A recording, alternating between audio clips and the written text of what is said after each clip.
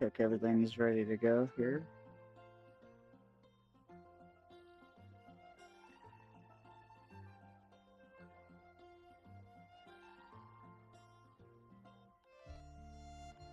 Looks like it.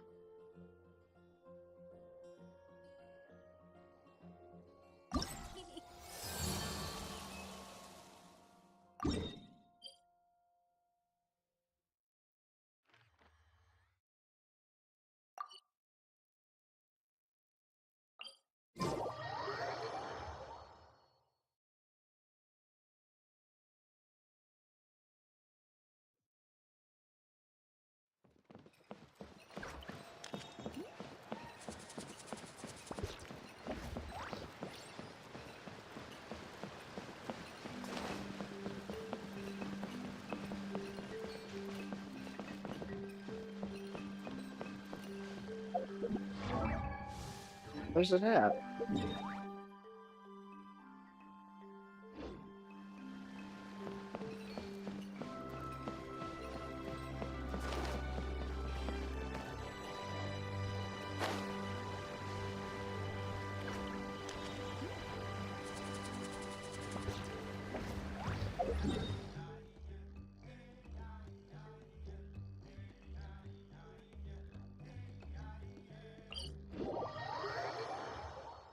I'm still trying to learn my way around to that.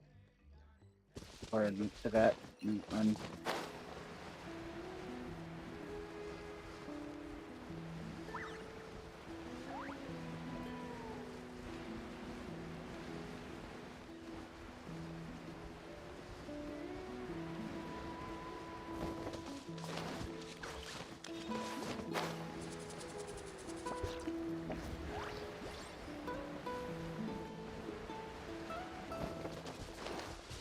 Show me your moves! Let's hope you put up a good fight.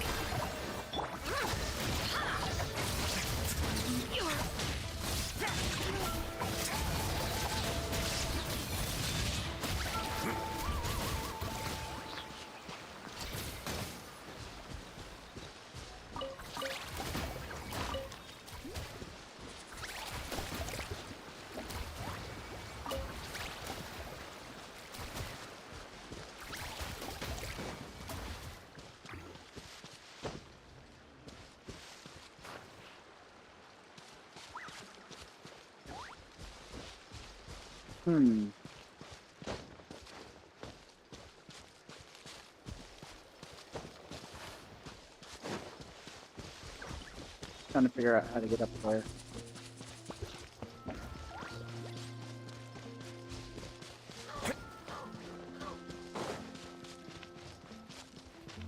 Let's have some fun, shall we? Strike a pose! Shine down! A moment, please.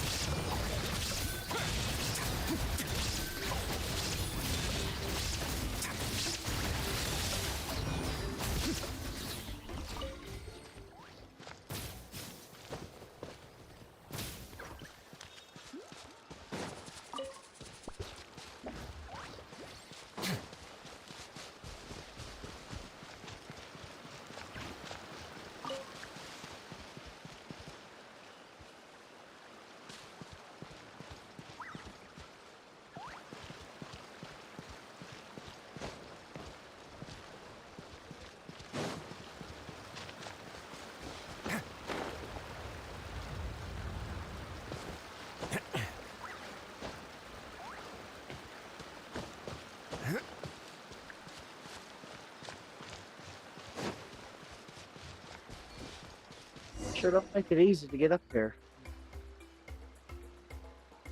Hi, I'm Uni. Are you here to help find the baby Saurians? And I'm Toba. You must be the helpers that we've been waiting for. It's nice to meet you too, but we're just passing through. Oh.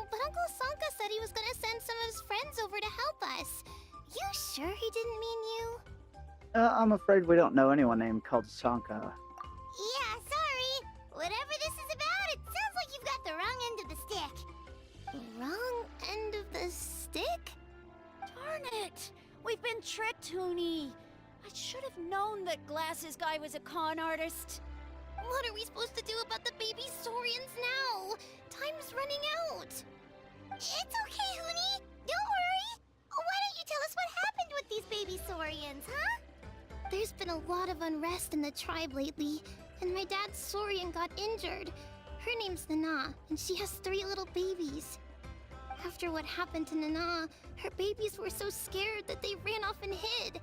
I'm really worried about them, so I decided to go look for them. If Nana is your dad's Saurian, why isn't he the one looking for them? My dad's one of the elders, so he's busy getting ready for Turnfire night. It's a really important ceremony, more important than this, anyway. I'm not supposed to be out here either, but I snuck out without telling him. I didn't think it would take very long, but then that guy we ran into made us tell him loads of stories, and it wasted so much time. Yeah, he was so selfish. He doesn't have a heart. It's all right. Don't let him get to you. We're here now and we'll help you because we care a lot, don't we, Traveler? Yeah, we sure do. So, where are the baby Saurians nearby? They should be. I already managed to find their tracks, and it seems like they're hiding on the cliff. Leave it to Paimon and me. It shouldn't take long. Really? Wow! Thank you so much, Mr. Traveler and Miss Paimon. Awesome. You gotta be careful out on the cliffs, though. They're really steep. Even grown-ups have trouble climbing them.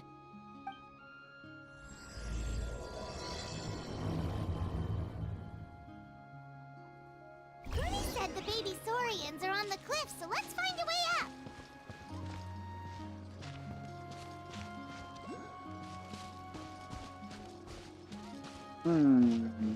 Let's see.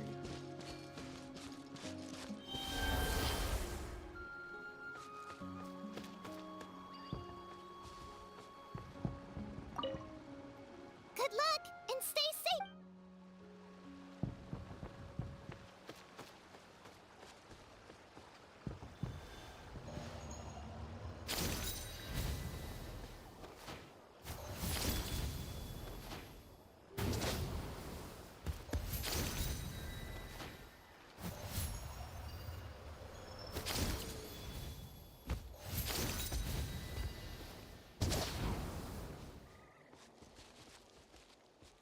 Boy.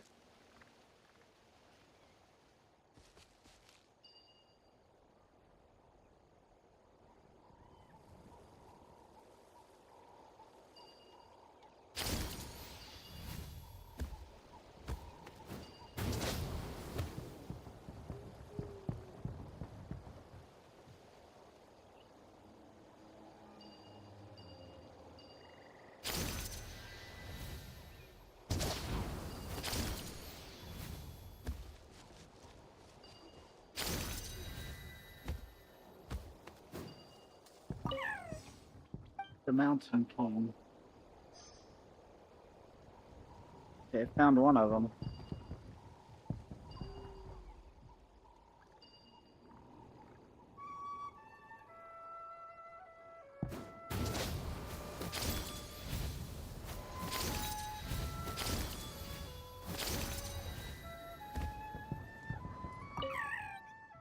Too high, I'm scared.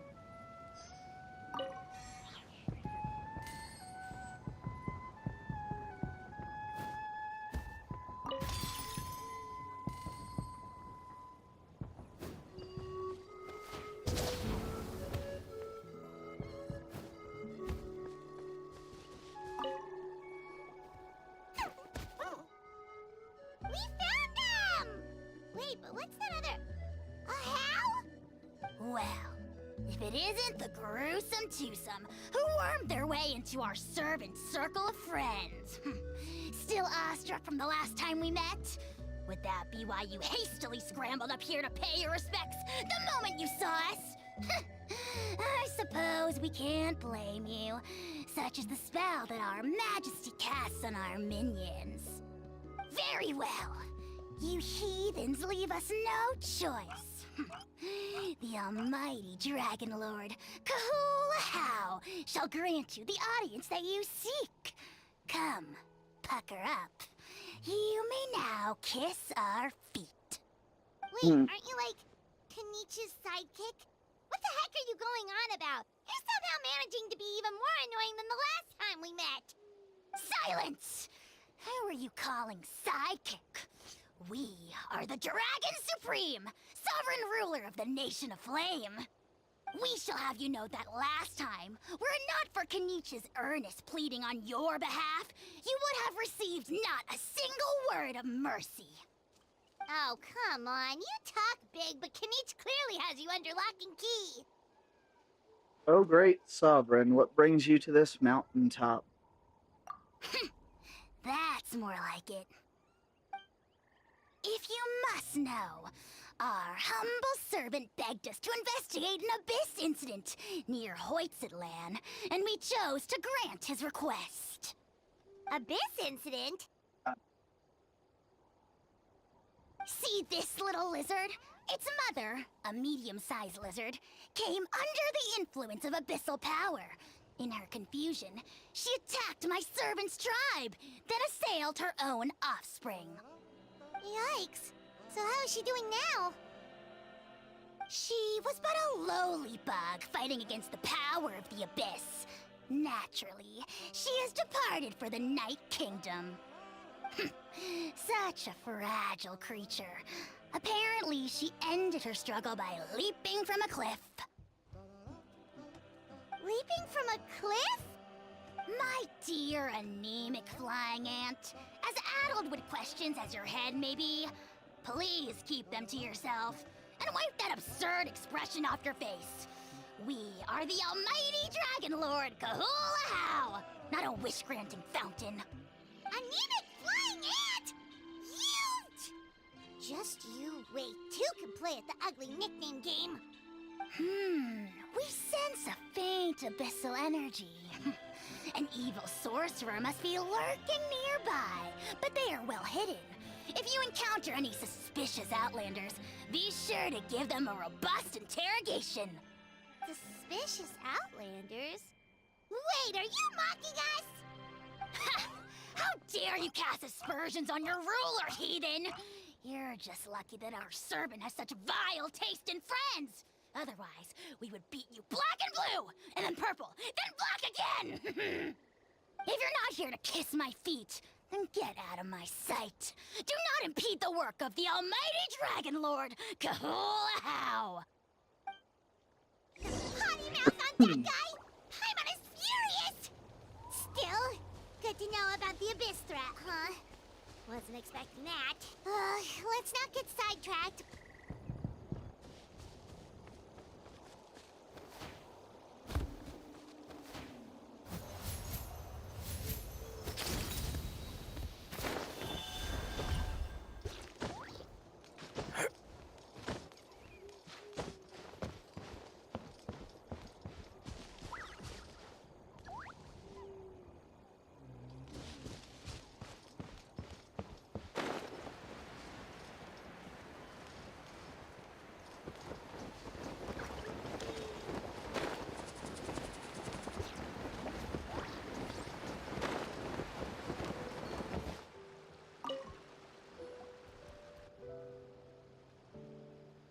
Wow, you're back already?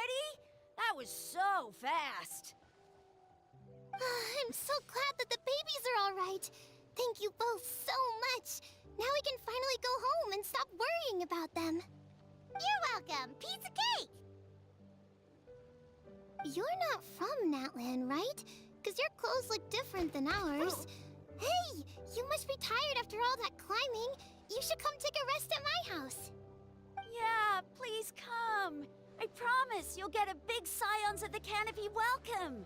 We love having guests, and you're really nice people. Not like Glasses Guy. By the sound of it, Glasses Guy wasn't from Natlan either, right? Uh-huh. Well, his clothes sure weren't. You know what? Now that I think about it, there was something really fishy about him. Really? Maybe he was the suspicious outlander that Ahau mentioned. Hey, could you tell us a bit more about him? Sure, if you're interested. Oh, let me think. How did the conversation go again? Oh, please, mister. I've told you so many stories already. When are you gonna help me find the baby Saurians? Just one more story. One more, I swear. Why don't you tell me more about that ball of fire? I heard that there was a huge transparent ball of fire that used to burn 500 years ago, 1,000 years ago, maybe even further back than that. Oh, you mean Turnfire. That's where the ancient name Mollypo comes from. Oh, wow. So it was the origin of an ancient name. That's impressive. Uh-huh. There's a story behind every ancient name. The legend goes that the Turnfire first appeared in the era of the Grand Alliance. It was used by the tyrant Och Khan to rule over Natlan and oppress anyone who opposed him. Turnfire is different from normal fire. If you get set on fire with it, you'll feel horrible burning pain from behind you, but you won't die from it right away. And whatever you do, you mustn't turn back to look at it. Why? What happens if you turn back? As soon as you turn around, poof! You get burned to a crisp. Well, good golly gee.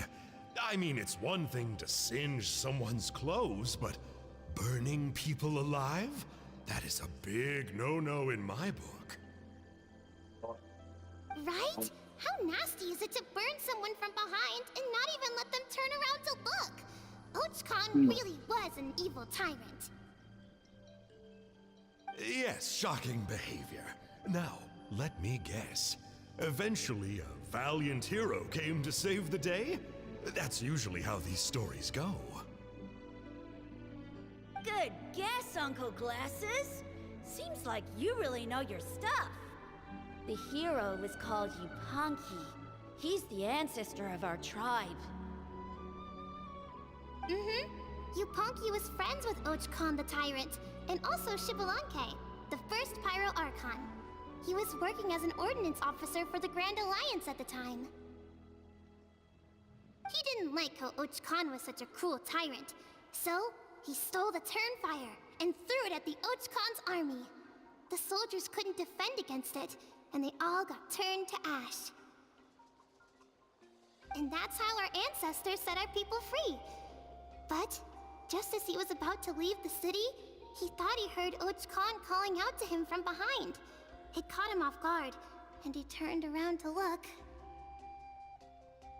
But Och Khan wasn't there.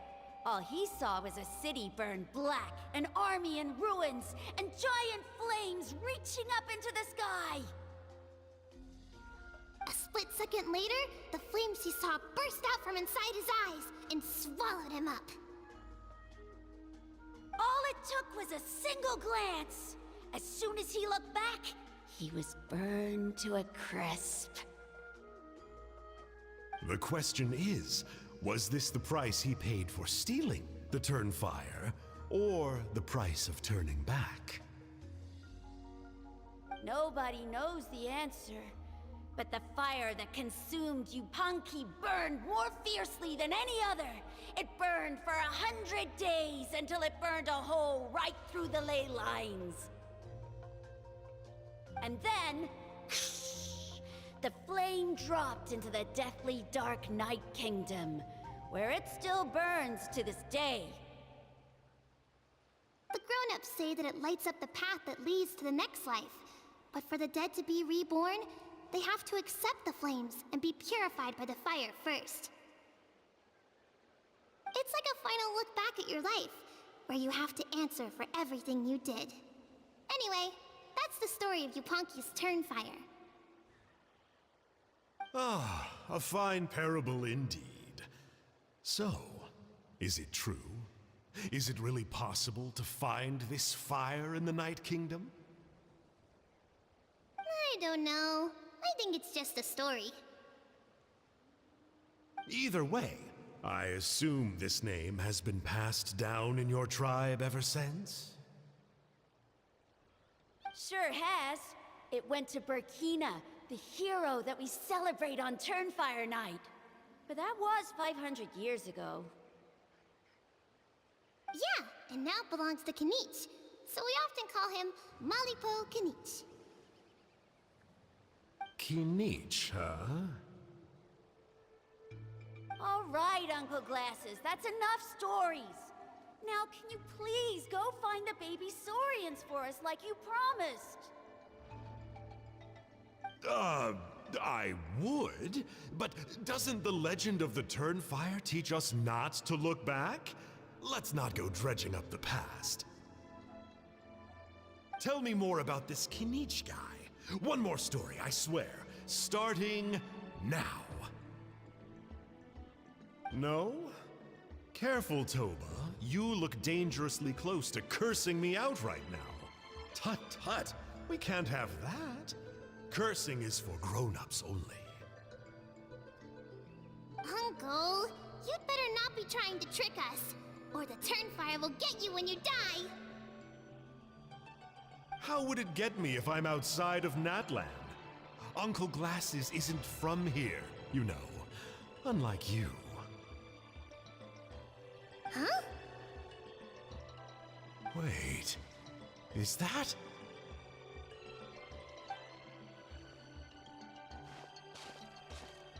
All right, kiddos. I'm a man of my word. 2 of my friends are on their way here, and, yeah, they'll help you out on my behalf. Work them like dogs, okay? That's what they're here for. Don't go easy on them just for my sake. Really? Well, first, can you tell us your name? We met at the foot of this cliff, so beneath the peaks, let's go with Sanka. Seriously? If you don't believe me, turn around and see for yourselves. They're right behind you. Huh? Where? Oh, wait! Uncle Sanka, where did you go? Yeah, definitely a fishy character. It sounds like he was digging for info about the ancient names. Yeah, and not only that, but he betrayed us too. He'll pay for this. All he got out of us was some stories, though. What's the worst that could happen? Traveler, maybe we should go tell Kanich about this. Ahau says he's investigating it, but he's a bit of a loose cannon. We probably shouldn't take him at his word. Huh? You know Kanich? Not very well, but we have met him before, and one time we had a meal together. Aw, man, I'm so jealous. I never even spoken to him. He's so cool. He's the Saurian hunter, and he has a really awesome ancient name. Me neither. I don't think my dad really likes him, though. He always tells me to stay away from him. Probably because of that little creep he always hangs out with. He's nasty, and he's so full of himself. Oh, the creep who calls himself Kahul Ahau? Yeah, we've had the pleasure of meeting him too. He sure loves pushing people's buttons. Exactly. I don't know why Kanich partnered up with him. Why didn't he pick me instead? Uh-oh! Honey, look how late it is. We've been out way too long. We better get home now or we'll get yelled at. Oh, yikes. You're right. Okay, well, this path here leads to our settlement. If you decide to visit, remember to come to my house. If there's anything you need, my dad can help get it for you. Hope to see you soon. We gotta run. Bye for now.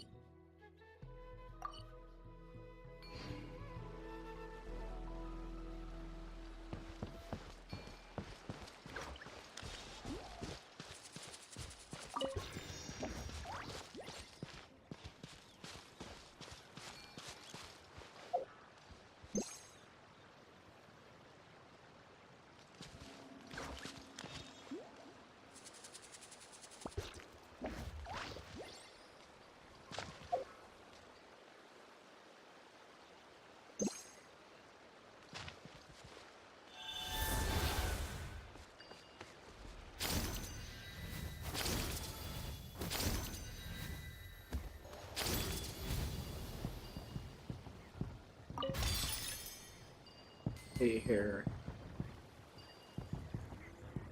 There was a Primo, not a Primo, a star.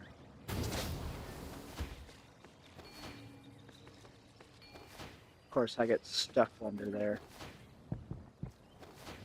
Oh my god.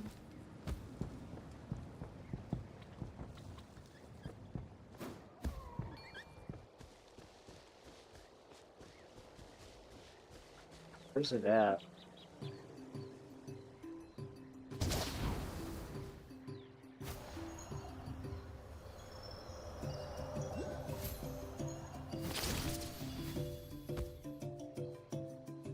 It's over here.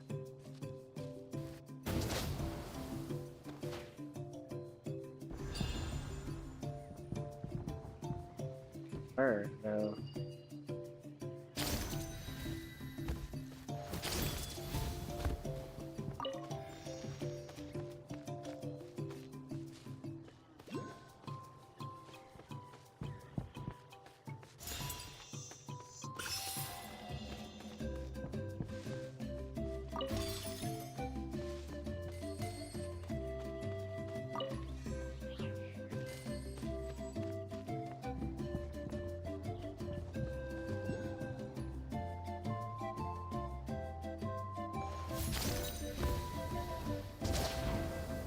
I don't really know how to traverse that well with these guys.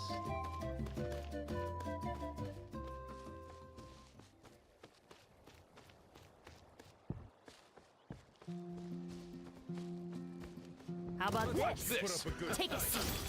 Ride this wave!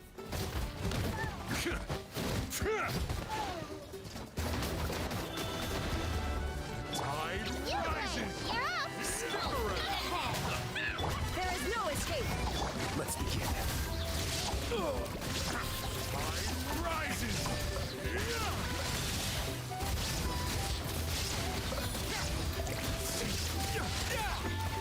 Ride this wave! Doors over! The tide rises!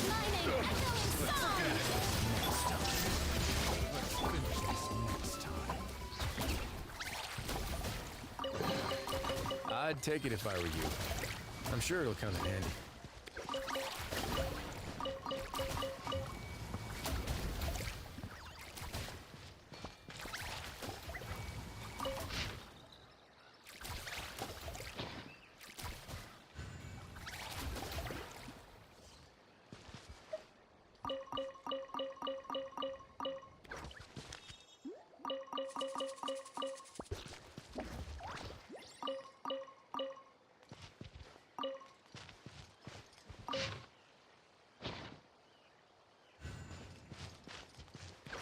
Okay then. That's interesting. Where's the star at? It's not in here. Don't see it in here.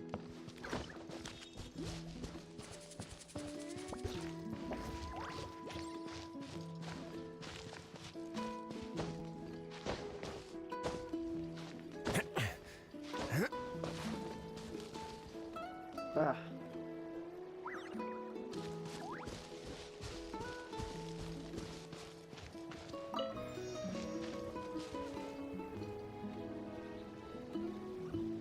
Don't see it in the sky.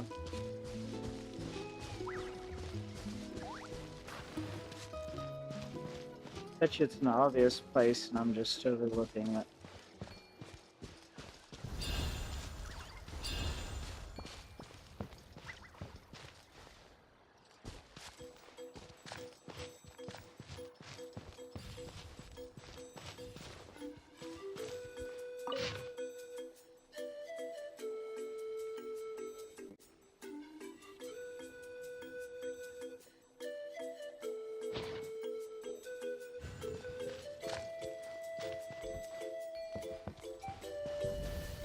Wonder, curious.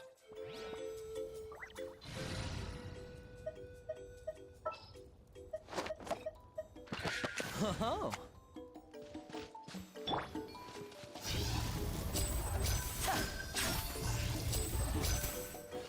No? stuff. This is worth a shot. Guess we'll figure out where that is eventually. Not there.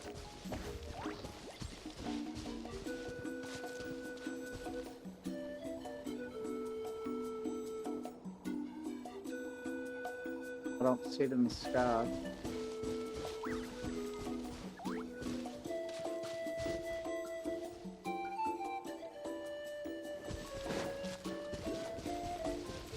There's one up there, though.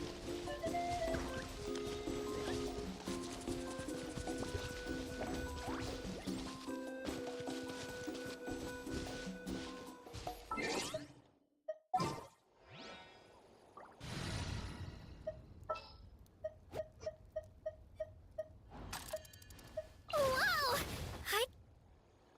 We gotta get her leveled up some more.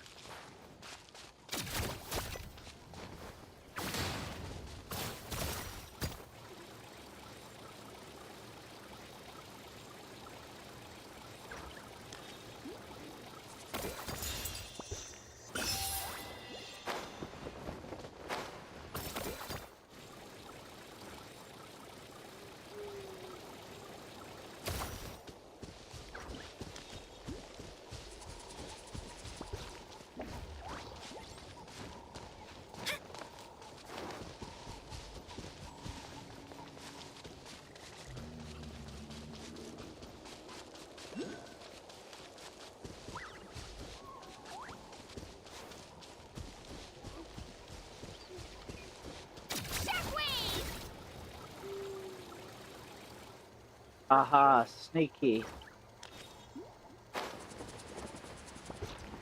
No wonder I didn't see it.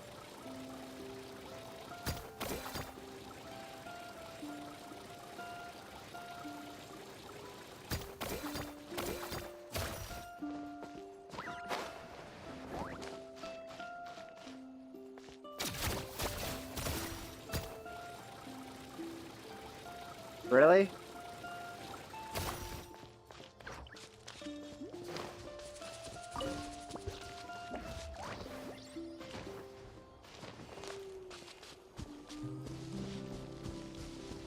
Let's see.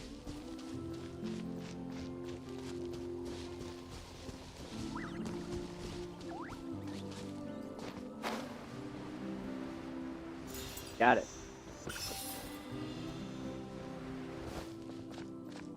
So they like to put them in obvious places, but hide them.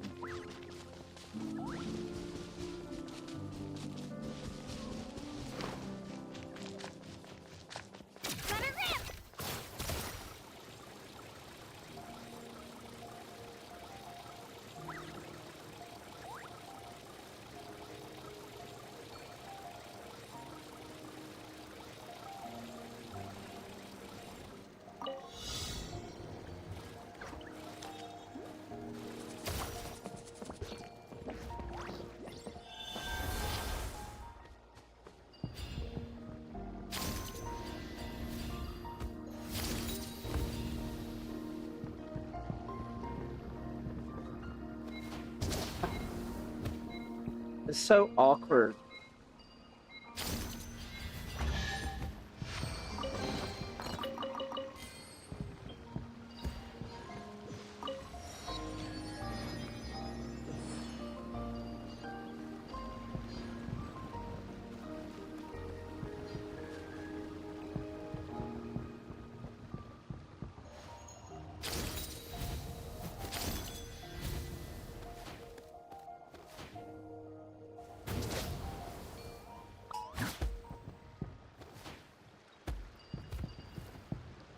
I'm not a fan of this one. This one's awkward to use.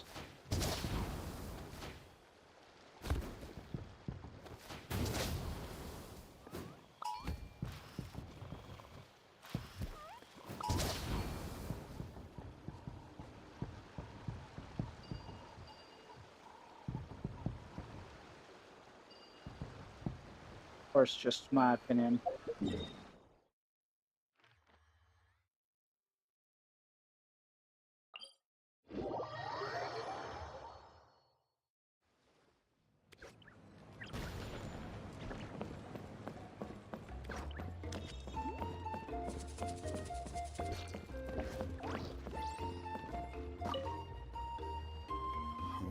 what were you thinking, going out by yourself? Don't you know how dangerous it is? It's okay. Toba helped me. And we met some kind strangers who helped us. And Kind strangers? What made you so sure they were so kind, huh? Oh, I suppose they had kind stranger written on their foreheads? yeah, actually, they did. In big, bold letters. Don't talk back to me. The Mountain King problem still hasn't been solved. What would I do if I lost you too? No dinner for you tonight. They were good people, Dad. Dinner or no dinner. Hello again, Hoonie. It's Miss Paimon and Mr. Traveler! Dad, it's them! They're the ones who helped me! And I promised we'd take care of them if they came to visit. Oh, so you're the kind strangers. Well, I'm Trinidad. Apparently, you helped my daughter today, so if there's anything you need, just ask. As an elder of the Scions of the Canopy, I've got some influence around here. Now, I trust that you're sensible people who know better than to take advantage of their host's generosity. Well, we just so happened to be passing by, so we lent her a hand. It was nothing. Yep, just helping a neighbor. We're not looking for anything in return. Oh? Well, let's hope so. Dad, please! They're not bad people! They've eaten at the same table with Kanich before! Be nice to them! Kanich! Wait! I heard that two mysterious travelers from afar showed up at the Stadium of the Sacred Flame. Are they you? Yes, I'm one of them. And Paimon's the other! I do apologize. A lot's been going on in our tribe lately, and I suppose the pressure must be getting to me. I can't believe I was so rude to you. I feel ashamed. We got off on the wrong foot. Can we, start over? Oh, now we're talking! Seriously though, don't worry about it. Already forgotten. We're just happy to see Hoonie got home safe and sound. Oh, you just arrived, I take it, and it would be my honor to give you a hero's welcome tonight. Careful now, that's quite an about face. We've heard that kind of thing can lead to spontaneous combustion around these parts. Save the VIP treatment. If you need a favor, let's talk. My dear traveler, you are very perceptive indeed.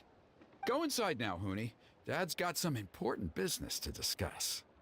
Okay, look after Mr. Traveler and Miss Paimon. They're very special guests. Well, we'll hear you out, but we can't make any promises that we'll be able to help. Well, this is a matter of utmost importance. Please, allow me to explain.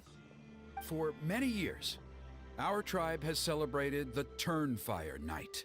It is a traditional ceremony among the Scions of the Canopy in which we remember our ancestor, Burkina, and his companion, Kangamato, the Mountain King.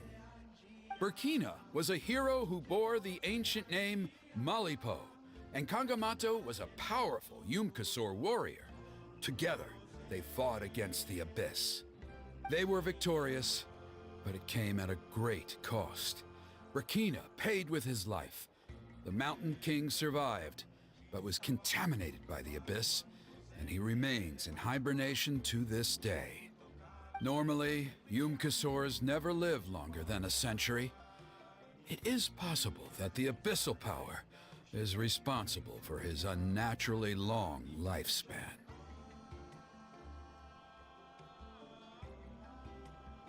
Give me a second.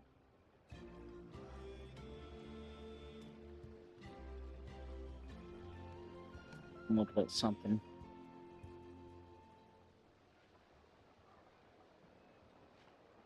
You see what's going on over here?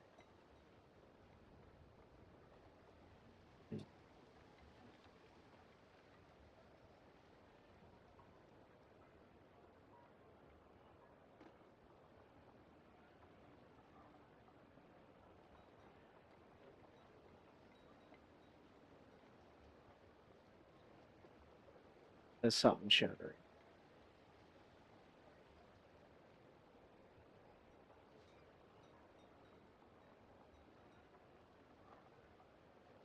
Okay.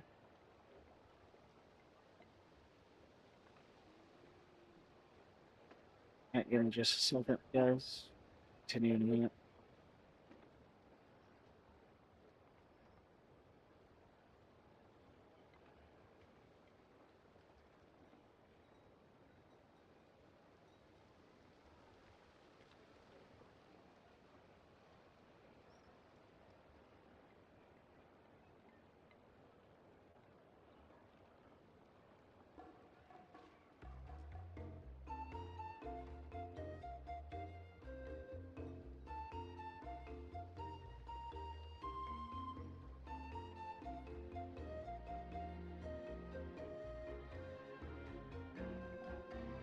Hi. Work.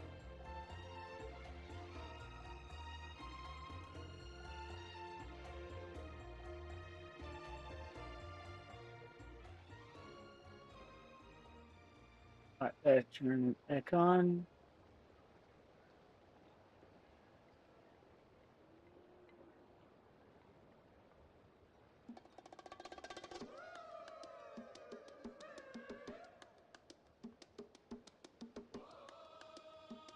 There we go.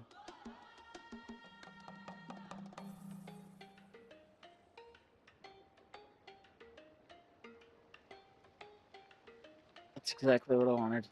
Alright, we're good. Wait, so he's still alive?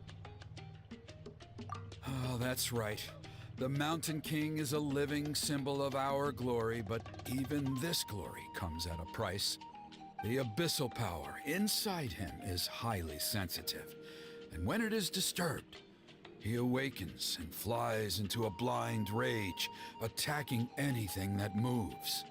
So, besides the ceremony, another important part of Turnfire Night each year is cleansing the abyssal power inside the Mountain King so that he will remain sound asleep. However, abyss-related incidents have been on the rise in that land lately, as I'm sure you're both aware. As a result, it has become increasingly difficult to keep the Mountain King in hibernation. Only 5 months have passed since the last Turnfire Night, and he's already showing signs of instability. Has he woken up again? He has. We managed to contain the situation by performing a makeshift ceremony right away, but it was a close call. He could reawaken at any moment. Also, he attacked and wounded my companion, Nana, during the ceremony. She became contaminated by the abyss as a result, and... We heard. Such a tragedy. We're really sorry for your loss. Yes, and Nana wasn't the first. Anyway, right now we're preparing for an exceptional Turnfire Night ceremony, and we need to find a suitable flame bearer. From what I've heard about your adventures, I believe you would be perfect for the role. Or don't you already have a flame bearer in the tribe? Of course. Plus, he's a bona fide hero who inherited the Malipo name. Oh, you mean Kanich? Yes, he's the one. A hero, worth his weight in gold. And unfortunately for us, he's all too aware of that. No prizes for guessing what he said when I asked him to host a Turnfire Night outside of the annual schedule. An exceptional ceremony? Oh, I'll have to charge an exceptional price. I swear, no other concept exists in that boy's brain. Well, sounds like a professional adventurer to me. I'm not the one to usually talk about people behind their backs, but I'm convinced the Wayab got hit on the head and took a wrong turn the day it chose to give that ancient name to him. I mean, have you ever heard of a hero whose mantra is, "What's your asking price?" Oh, and don't get me started on that insufferable Ahau he hangs around with. Thinks he's God's gift to mankind. Pompous fool. Yeah, Paimon has to agree on that last part. Anyway, the fact is, the ceremony can just as easily be done without him as long as we can find someone else. And besides, you two seem like much better candidates. So, what do you think? Why don't I try to talk some sense into Kanichi for you? Well, there's only a few days left before the ceremony. We can't afford to waste what little time we have on negotiating with him. No, I much prefer if you would consider taking his place. Alright, I guess there's no other choice. Wonderful! I can't thank you enough. Huni was right about you. You have kindness in your hearts. Come with me to the other side of the mountain. I'll bring you up to speed on each step of the ceremony. As experienced warriors, I'm sure you'll pick it up in no time.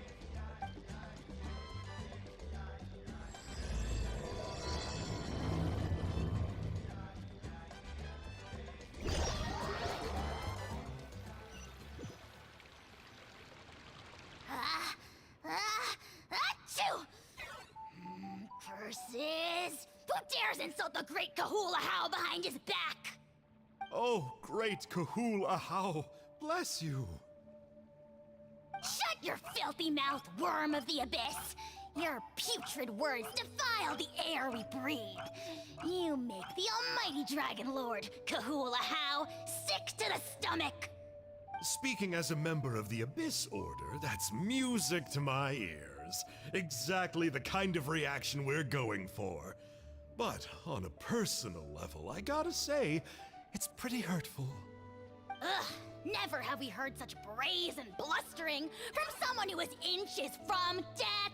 Up yours, Four Eyes! We spit in your face!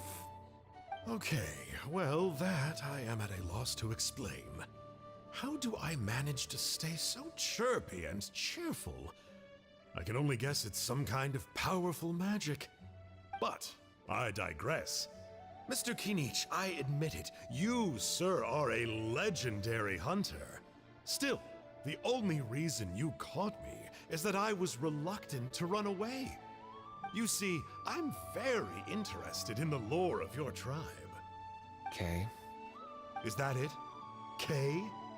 Aren't you intrigued to know what it is about you guys that prompted a visit from the Abyss? It's the extreme sports! The other day, I narrowly avoided getting hit by a very brave soul who just leaped off a cliff. I think you call it bungee jumping? Anyway, I was very impressed. That is what I call embracing the spirit of adventure. Look, I even did a painting inspired by the bravery and freedom of the scions of the canopy. You scum-sucking swine! I swear, if you go bungee jumping, it'll be without a rope! Head first off the tallest cliff, with a band of hunters on your tail, and nowhere left to run, and a bottomless cesspit waiting for you on the ground. You say that, but I get the sense that Mr. Kinichi isn't planning to take my life right now. On top of that, I'm tired of spying on you from afar. So why don't we just negotiate a comfortable operating distance that works for both of us? I've heard that the most important thing in human relationships is to respect each other's boundaries. What do you say, Mr. Kinichi? Or you could tell me what it is you're really after. What? And then I'll name my price. Let's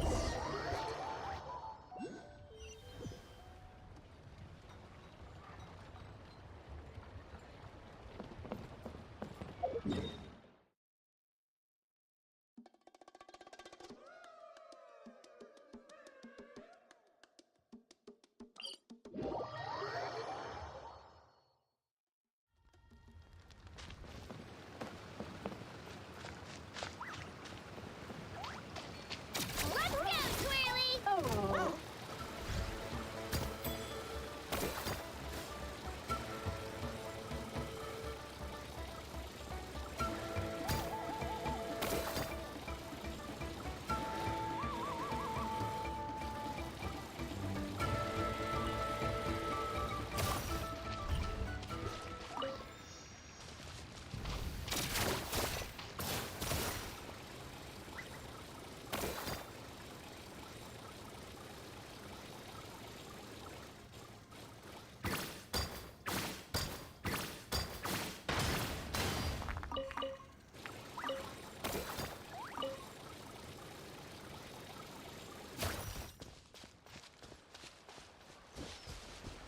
see where we gotta go.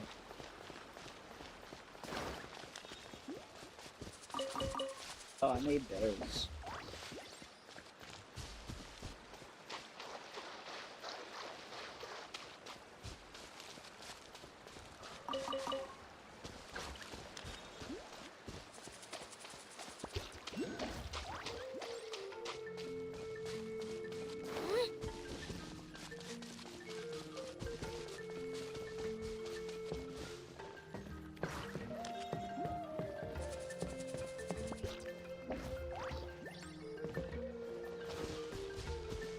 I'm gonna assume it's up this tree.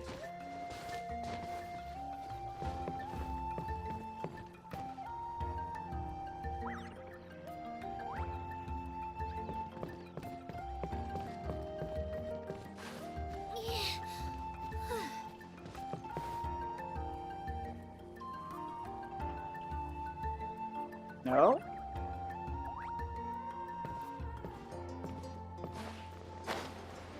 Ah, that's right there.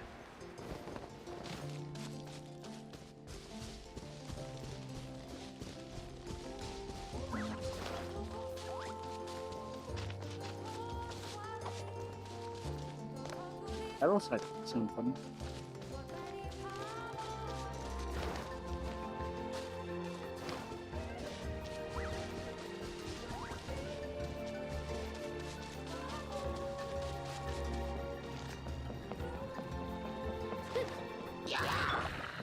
Uglay, you're up! Show her new praise! Japan!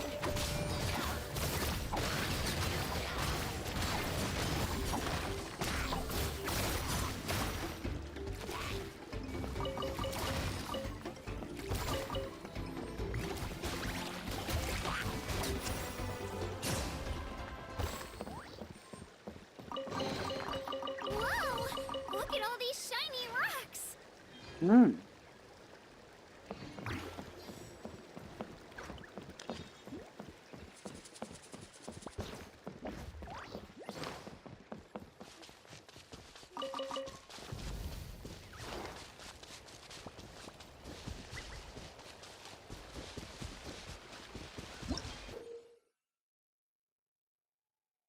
There are warriors all over now, and I wish to train and hone their strength.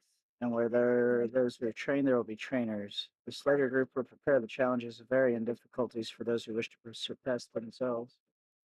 Do your best to score highly as possible during these challenges to obtain greater rewards. They say that each master trainer has 3 tiers of rewards ready.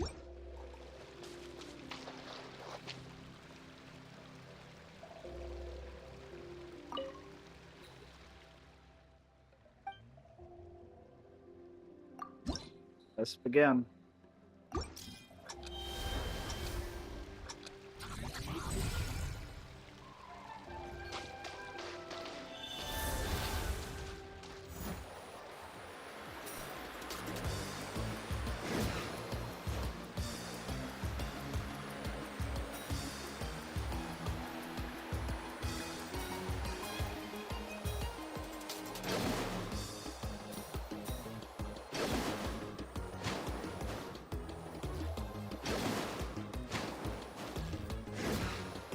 I don't understand what to do.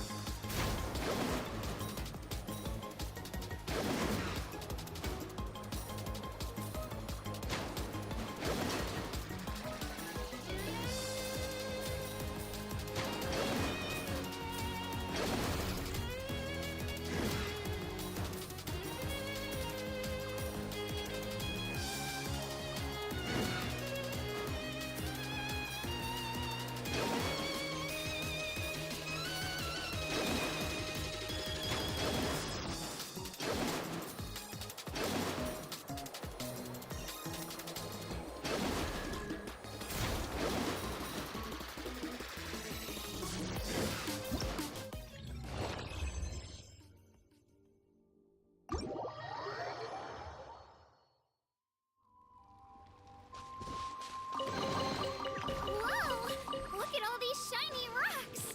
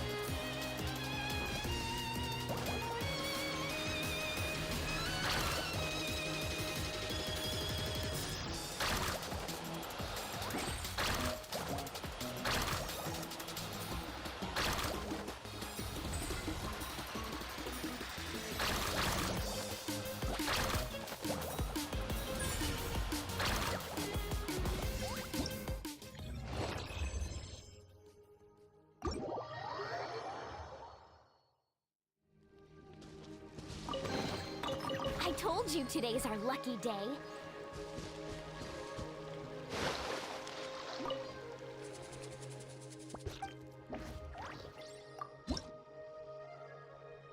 Nope, looks like we got everything.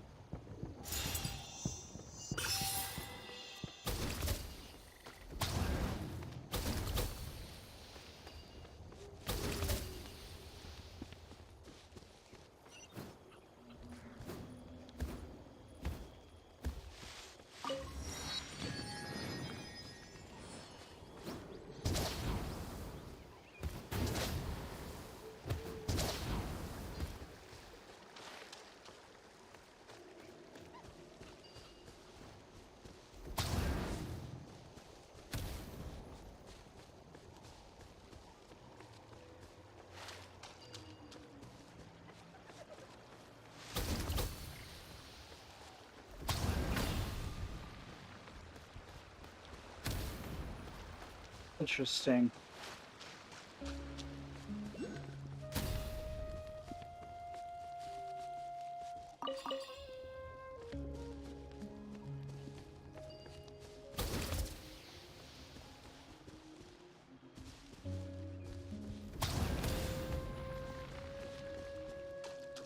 I don't know. Don't know.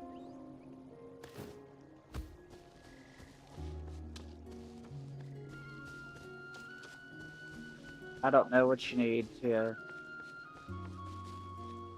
go on the other side.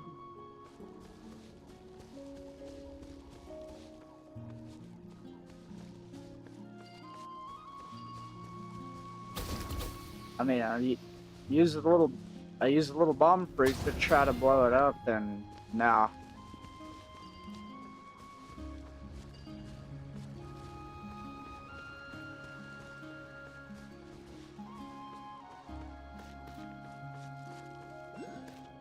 This just goes in a circle.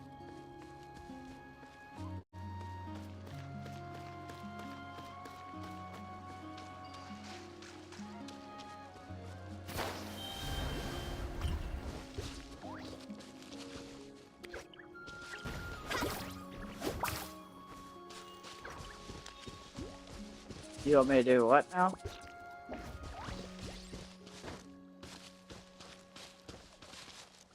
What? Go back as the Saurian?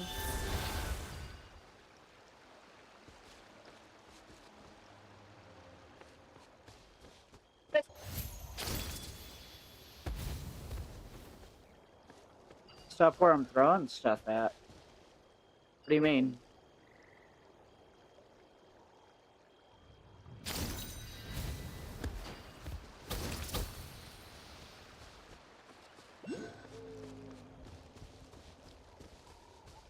What, over here?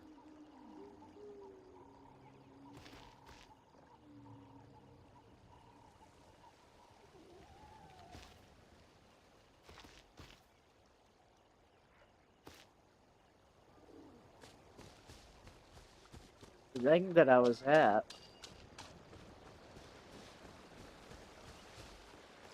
What, over here? Oh. I don't understand what you're trying to get me to do. Yeah, I don't know what to do with it.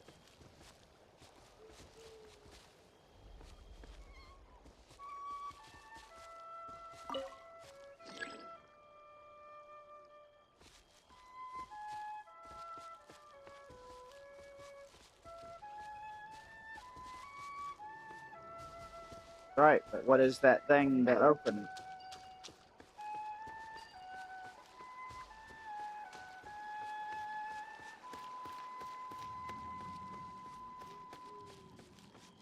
I don't know if there's anything over here or not. Need a surfboard? No, that just takes you down. There's nothing over here.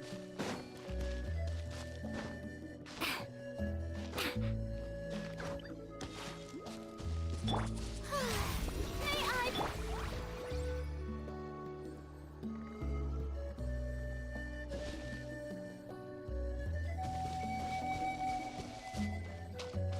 I don't know. Anywho, we'll have to come back to it, I guess. Maybe I'll figure. Huh? Maybe.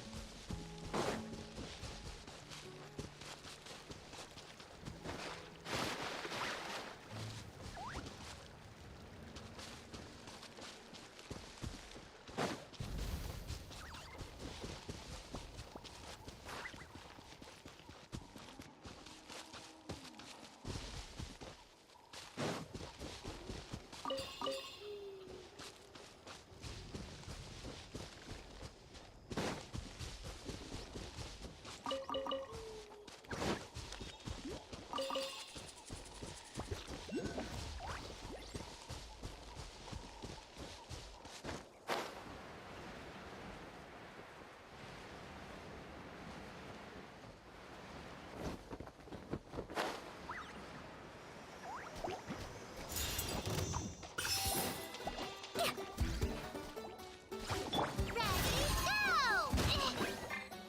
Don't be scared.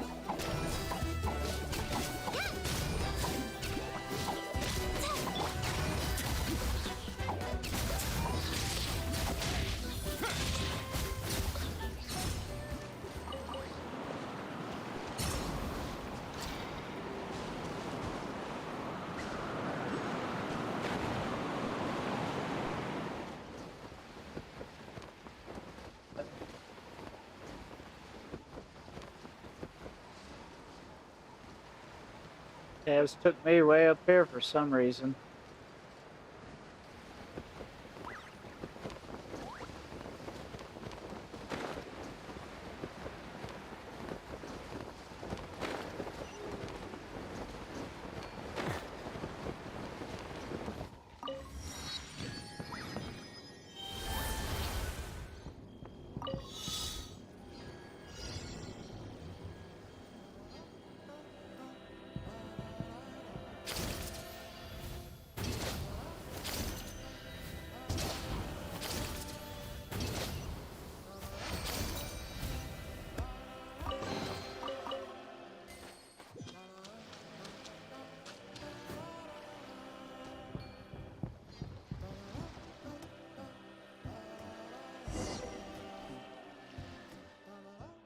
Shallow water beach looks great. It's warm.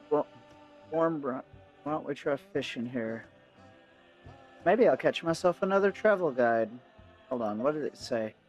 The shallow water beach looks great. It's warm, bright, and there are fishing rods set up there. Maybe this would make a good fishing spot. Okay.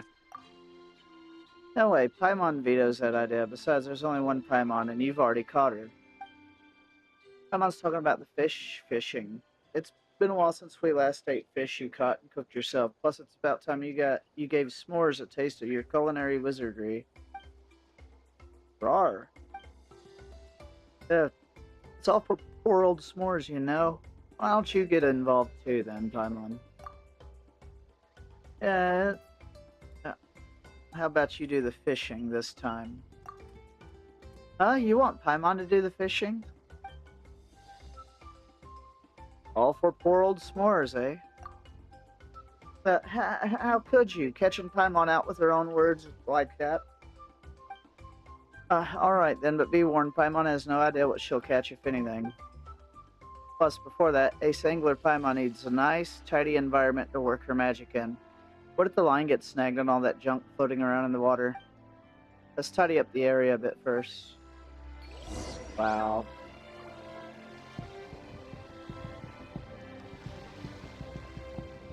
What is this, a daily?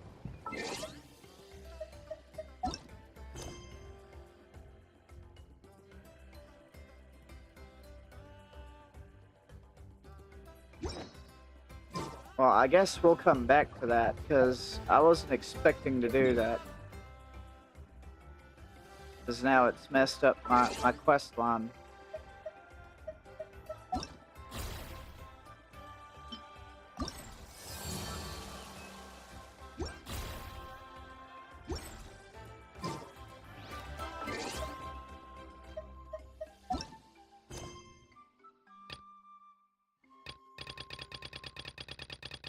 Where's it at? There it is. Damn.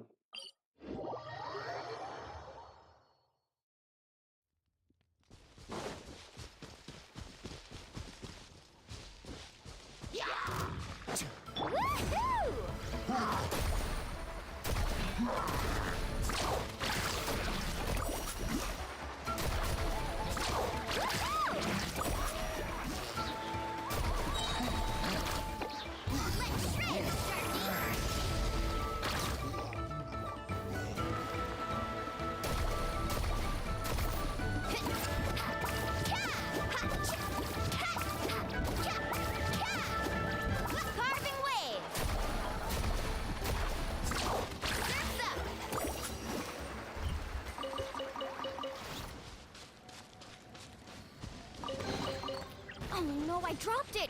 Quick, pick it up! Hope I didn't just jinx us.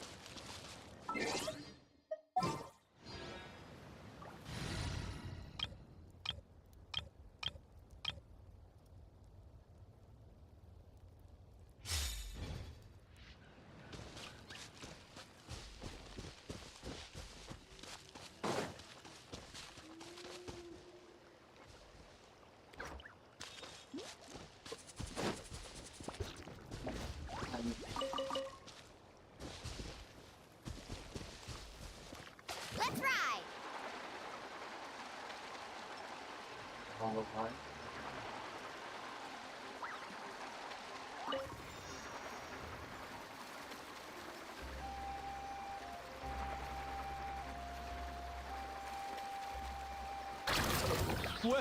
well. Here comes another.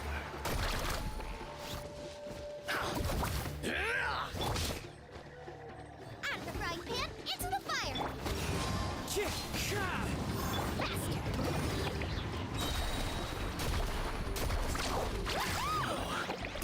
This was new.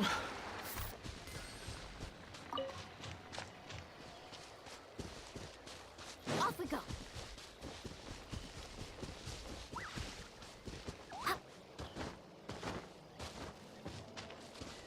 Huh? Catch the llamas?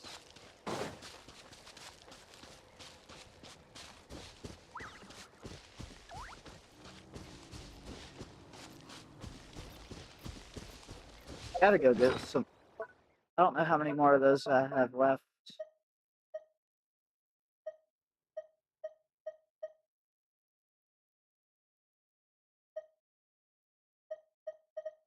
I know, I was looking at something else.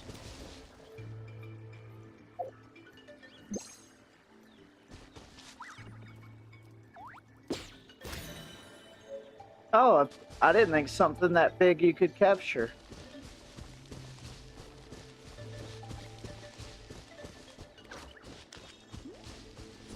Can I get one of the Saurians?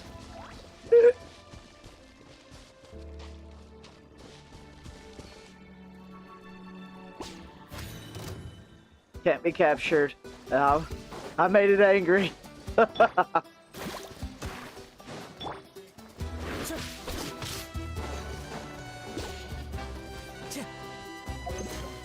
gotta turn the net off. I was like, why isn't my skill working?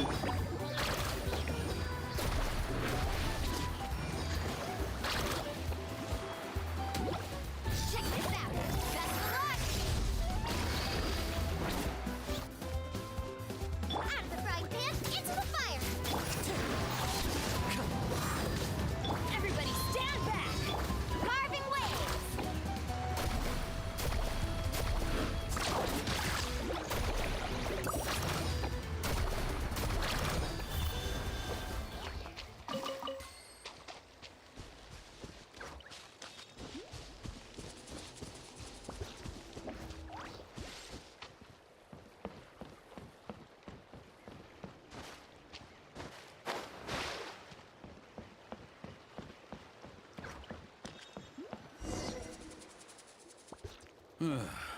The abyss contamination is back. No surprises there. No doubt that explains the Mountain King's recent activity. See those torches over there? Those are the Sacred Flame offshoots that we requested from the Stadium of the Sacred Flame. They contain the power of the Pyro Archon. Are you saying that the Sacred Flame and the Turnfire are the same thing? Well, for ceremonial purposes, at least. Sending someone to the Night Kingdom to retrieve the legendary Turnfire isn't exactly an option. More to the point, though, the Sacred Flame is able to burn away abyssal filth, so that's why we use it in the ceremony. Gotcha! So basically, we just need to clean up the filth with the Sacred Flame. Well, that's one part of it, yes, but the complete ceremony is a bit more complicated than that. First, the flame bearer must collect a kindling of the sacred flame from the starting point, then use a grappling hook to fly up into the sky and light each of the sacred flame pillars. Then, they must go down into the canyon, all the way into the cave where the Mountain King slumbers, lighting braziers and the final altar along the way. The most skilled flame bearers can accomplish all of this without touching the ground once. As much as I hate to admit it, Kanich is capable of this. Wow! He can do all that flying without ever falling to the ground? So can you, Paimon. Well, of course Paimon can. It'd be much harder for you guys. Well, don't worry. It's not a requirement of the ceremony. You're allowed to touch the ground. The only thing you're not allowed to do is turn back. The flame bearer must always keep moving forward. You can't skip a pillar, then come back to it after lighting the next one. To do so would be to disrespect our ancestors. So, what actually happens if you do turn back? Surely the fires don't just go out. If you're not careful, you might get burned. What about today then? Does the same rule apply? Oh no, don't worry. Today is just a practice. The order doesn't matter. You just need to take the sacred flame, cleanse the filth, then go light all the braziers. Are you ready?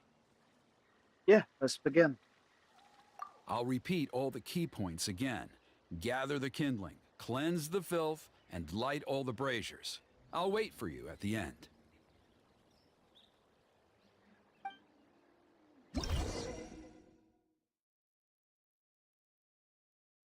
Okay.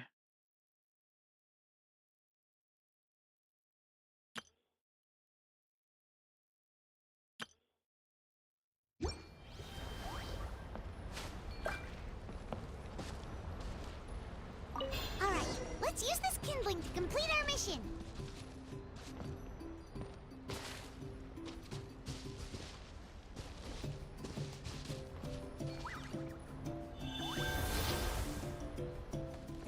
There's abyssal filth over there. Let's burn it away with the sacred flame.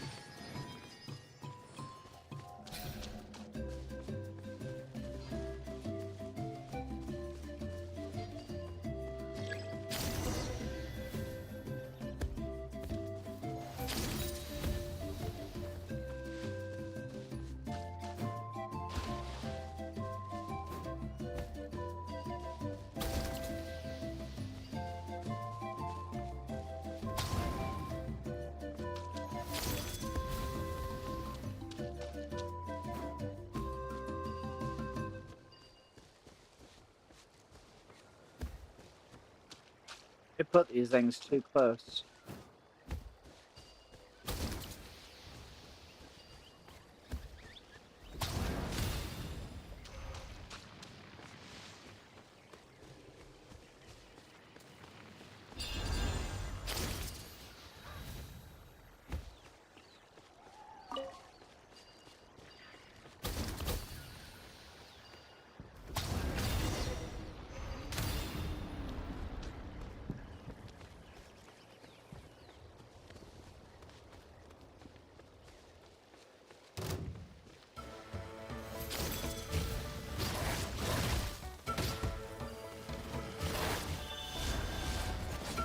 Nice and spicy.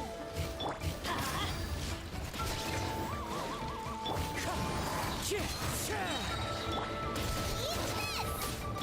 As one with wind and cloud.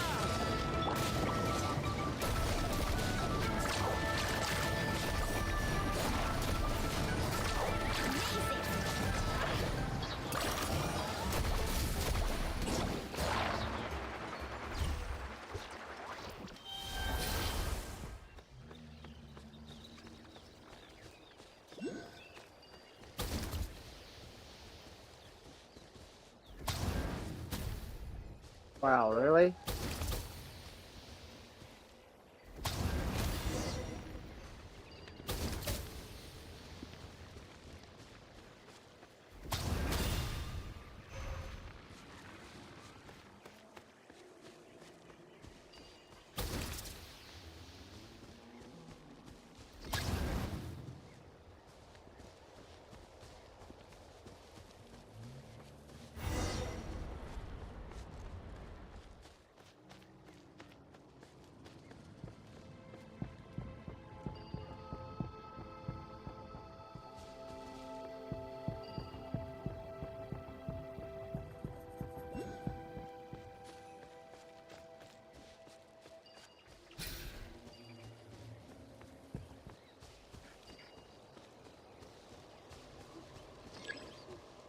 That should be all the braziers. Let's regroup with Trinidad.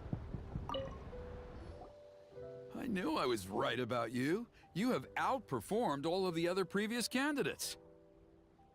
If there was an ancient name for outstanding flame bearers, I'm sure the Wyab would consider you for the honor. Paimon could probably get the job done too. Yeah, although it would probably take Paimon quite a bit longer. All right, now there's still a few days left until the ceremony, and I should probably get back so I can inform the chief and the other elders that I have found the flame bearer we need. Oh, you mean they've still got to sign off on it? Some of them are still hoping we can come to an agreement with Kinich, but that's only because they haven't seen you in action. Still, I'm the one responsible for securing a flame bearer, and my recommendation is you. Just for Paimon's own peace of mind, are you sure it's not going to be a problem having Outlanders take on such an important role in your ceremony? See that place over there? There was a time, long before the age of Burkina and the Mountain King, when we, Scions of the Canopy, called that our home. After a period of upheaval, our ancestors were forced to move away. Now, it has become a place where our youths go to develop courage and kindle a spirit of adventure. If we fail to keep the threat posed by the Mountain King at bay, it might not be long before we have to move again and find a new home. So, to answer your question, I think everyone will agree that you are the right choice. Fair enough. Desperate times call for desperate measures. I'll need you to drop by my place at some point before the ceremony, if that's all right. There are still a few final details that we need to discuss. Okay, see you later then. You have my gratitude.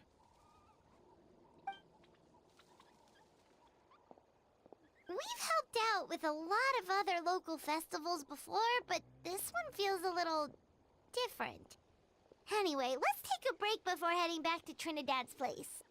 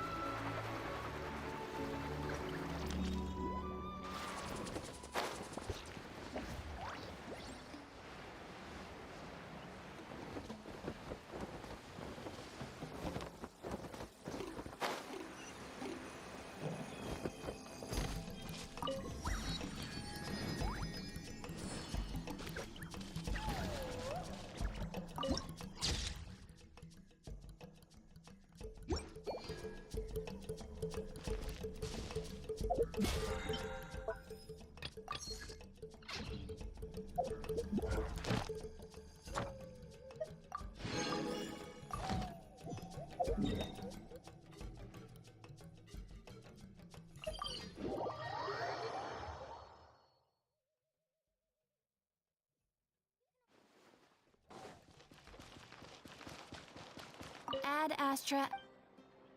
Thank you for complete. Ad Astra. To the hot springs, or anywhere really. I'm not picky. I don't get opportunities like this very.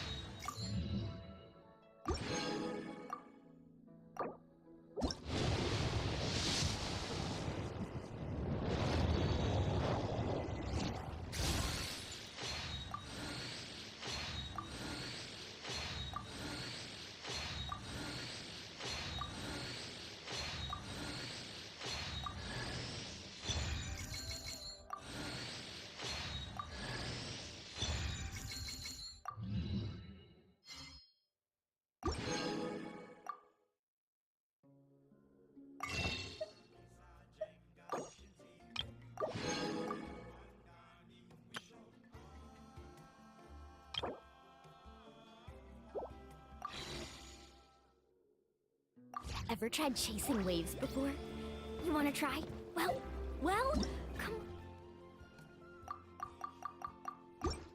on, no time like the present. I'll help you find the closest beach.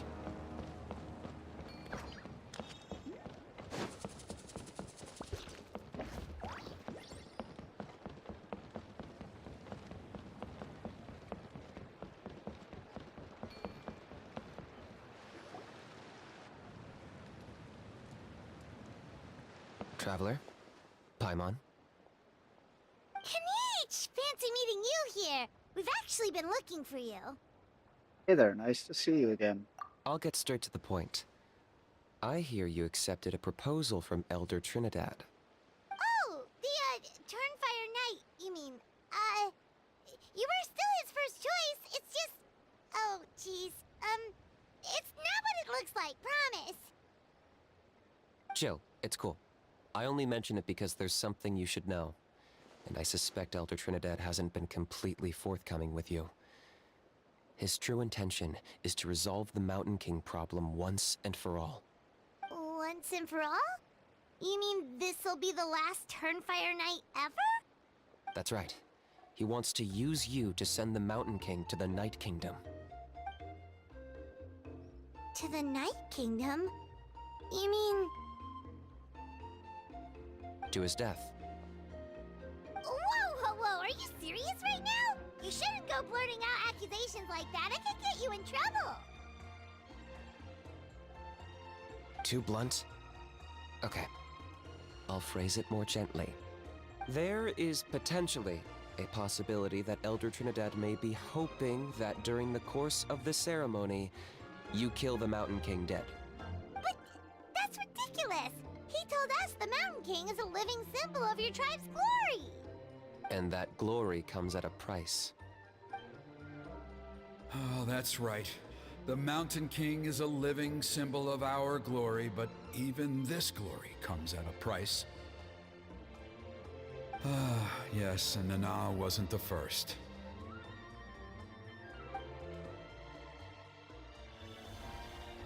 Is it because of his companion? Mm-hmm. She likely won't be the last to lose her life either. Still, is killing the Mountain King really the only way? It seems so extreme. So how does he plan to do it? The Mountain King is a unique case when it comes to abyssal contamination. It's eaten away at him for so long that it has consumed him entirely, and the damage is irreversible. That evil power has both driven him insane and kept him alive over the centuries. So, to look at it one way, once it's completely purged from his body, the Mountain King will finally be able to rest in peace. In past ceremonies, we've only purged around half of the abyssal power. This was to strike a balance, to keep him alive, but also keep him asleep. Trinidad didn't say anything about how much power he wanted us to purge, but he did say there were some more details to go over before the ceremony. Then it sounds like you'll know for sure soon enough. If he really asks us to kill the Mountain King, what should we do? I think we're a little out of our depth here. I know this must come as quite a shock, so I suggest you act like you didn't hear anything for now. But would you have time to visit the chief after your meeting with Elder Trinidad? I'd like to make a deal with you. What kind of deal? One that comes at a very reasonable price. I'm sure you have plenty of other questions, but we can talk more later. Okay, we'll be there. Good. See you soon.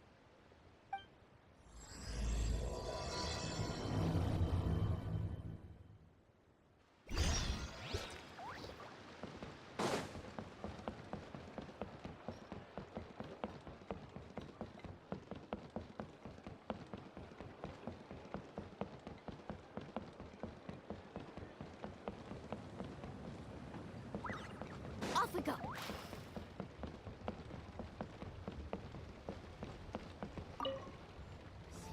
Ah, mighty Outlanders, you have returned.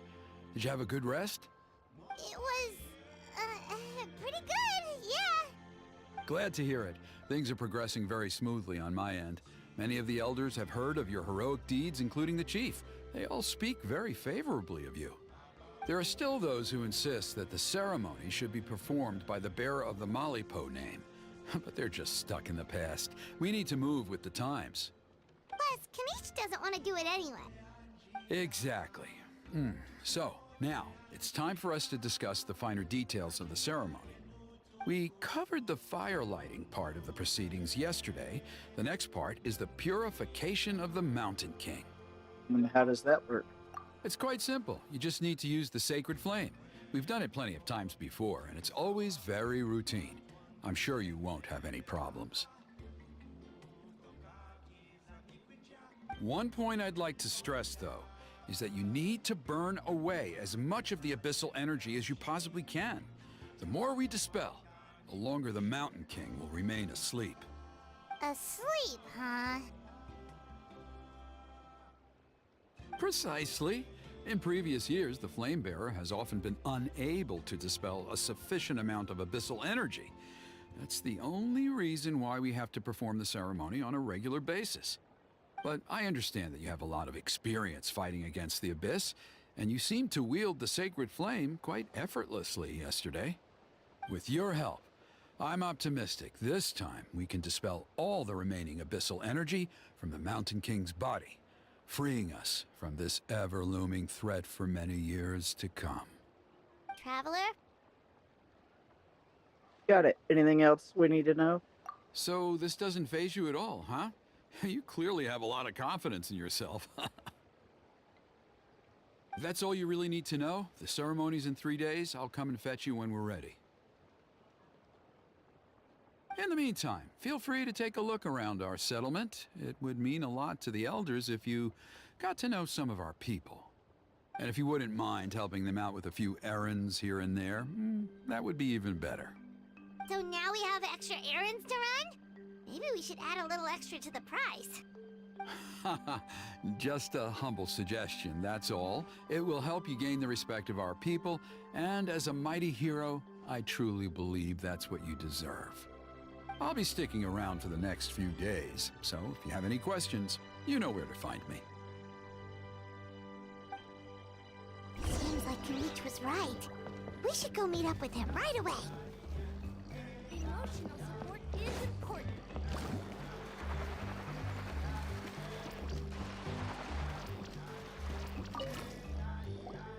Huh, you're here. Kanich! Elder Trinidad said that... I can tell. It's written on your faces. Is that the Traveler and Paimon? Forgive me for not being there to welcome you on your arrival. That should have been my duty as chief. Hello, Chief Waina. I only heard the news from Trinidad yesterday, so I asked Kanich to invite you over for a quick chat. It's our pleasure. I believe Kanich has already filled you in, so I'll get straight to the point. Firstly, I fully endorse your appointment as flame bearers for the upcoming Turnfire night.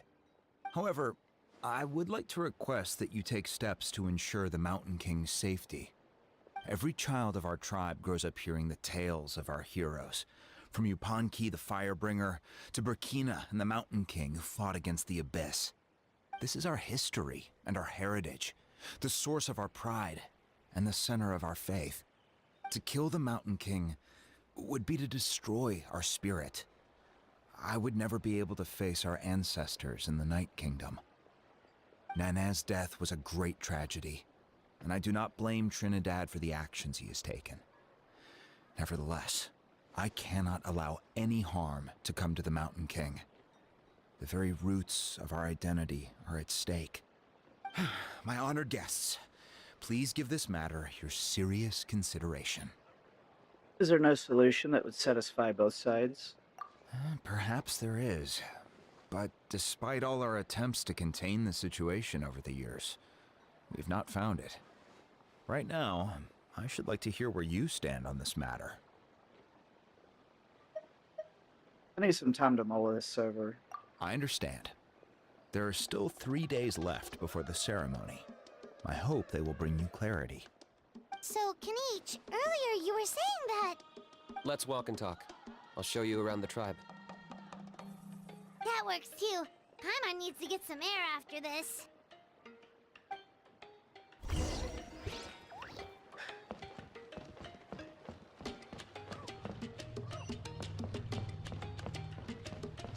Off we go.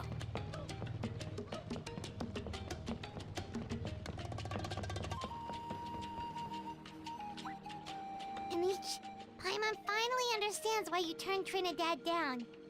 You knew what he was planning, didn't you?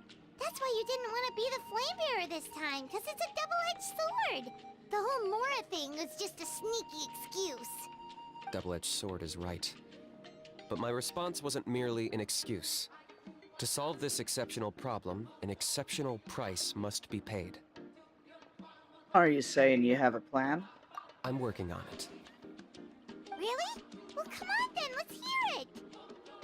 In a moment. Didn't you have a question you were about to ask me? Oh, yeah. What was it again? Oh, right. We need to talk about Hal. He's completely unhinged. That's a point. Where is he today? I agree that he has a problem. He needs disciplining, so I hired him a teacher. You got him a teacher? Oh, Paimon would love to see him get scolded for bad behavior. Anyway, moving on. when we ran into a How, he said you two were investigating some abyss thing together. Is that related to the whole Mountain King situation? Yes, that's the angle I've been working on. I'm a Saurian hunter, but I occasionally hunt the abyss too. One time I was pursuing some purple demonic dogs when I accidentally entered a hidden space. I did some research after the fact. Apparently they're known as beastly rifts, and there are many of them of all different sizes. That's where those purple dogs were coming from. So, if we can locate one of these beastly rifts, clear the monsters out, and move the Mountain King inside, he'd be able to continue living, but without posing a threat to the tribe. whoa, that sounds kinda crazy. Would it really work? It's not without its risks, of course. There's a lot of unknowns in the equation. For instance, for all we know, a prolonged period inside the rift could make the Mountain King's condition worse. Still, we desperately need something like this, even just as a temporary measure. You've seen the conflict the issue is causing in our tribe for yourselves, and believe me, it's been a long time coming. The chief is adamant about keeping the Mountain King alive, whatever happens. Paimon can understand. It's less about the Mountain King and more about preserving your culture and heritage. Yes, but on the flip side, you've got people like Elder Trinidad, who is more concerned about protecting the people he cares about now and into the future. And he has every right to take that view. It's one thing to try and preserve the last remnants of a glorious past, but making your kin pay the price for it? No one can seriously tell them that's a fair trade. You're right. There's no easy answers here. Let's leave that to one side for a moment and assume we go with your plan. How do you actually intend to find one of these beastly rifts? Because at least in our experience, the dogs open the rifts when they want to attack us, not the other way around. I think I know a way. Are you really gonna do this? You have any better ideas?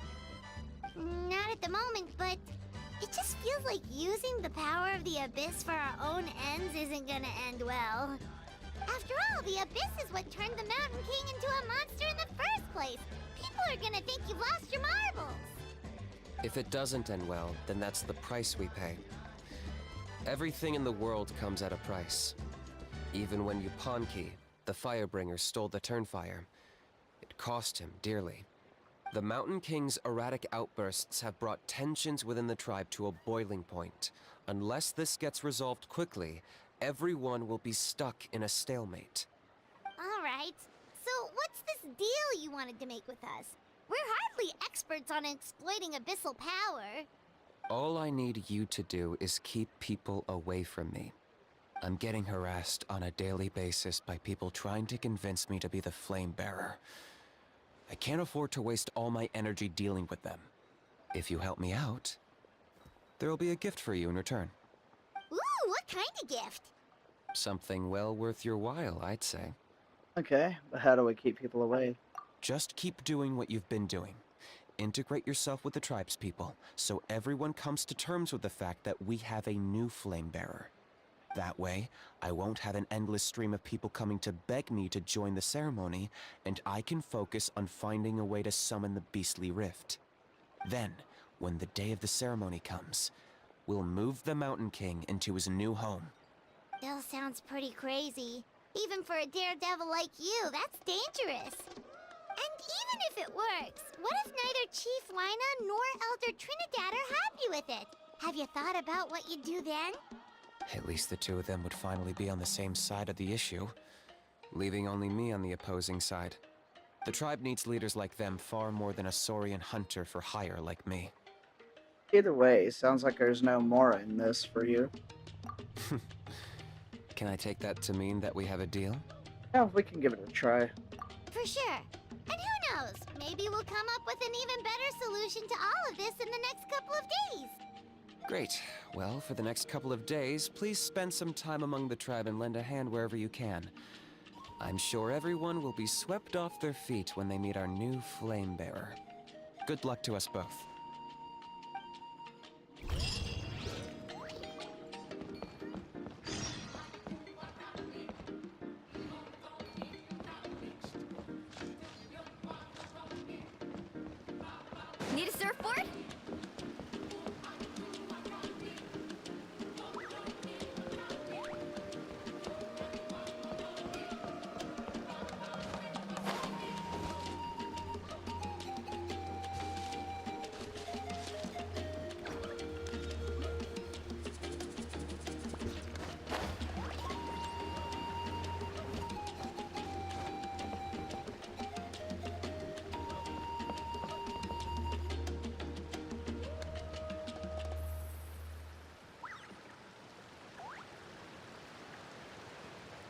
I don't see it.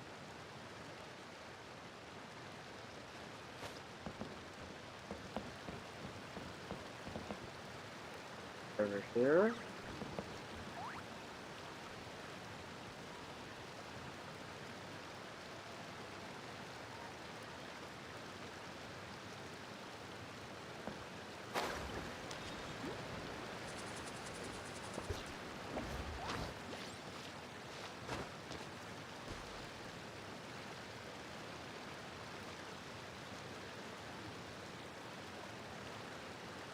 I know there's one.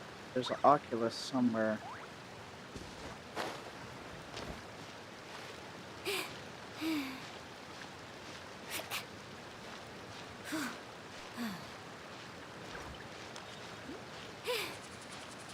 They won't let you climb on the waterfall. Interesting.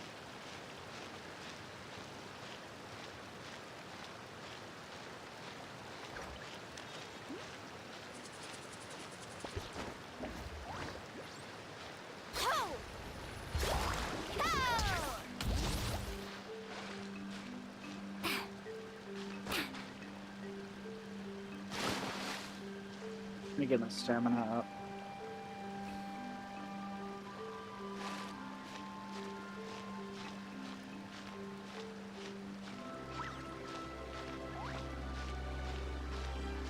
It's probably at the top of the waterfall. That's where I'm guessing.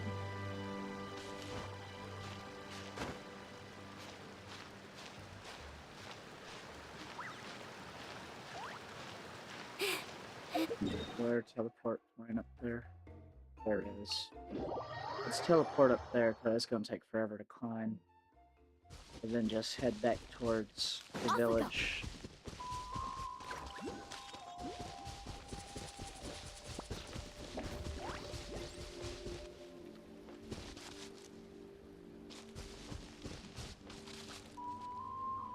Yep, it's right there. At the top of the waterfall. I know it. It would have taken forever to climb up there.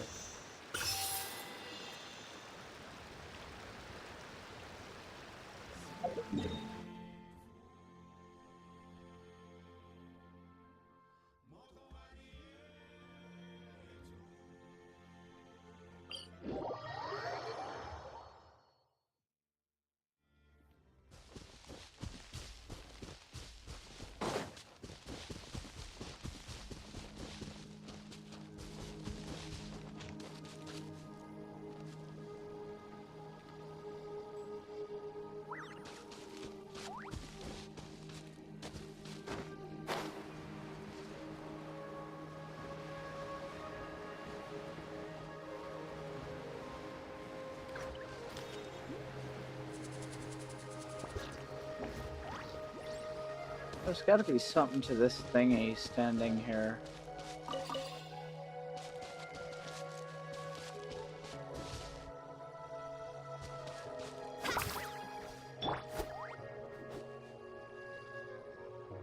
I wonder. On a second.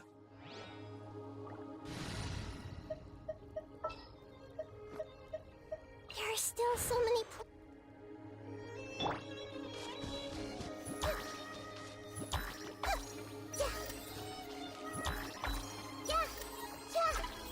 I thought maybe it was dendro activated. It was not.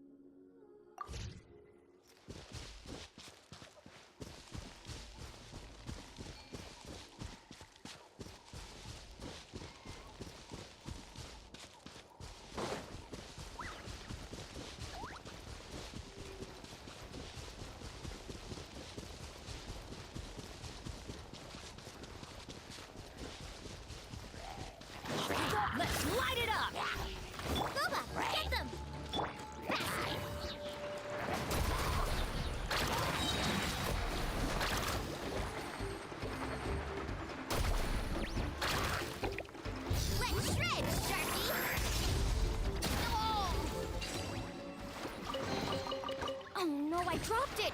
Quick, pick it up! Hope I didn't just jinx us. Need a surfboard?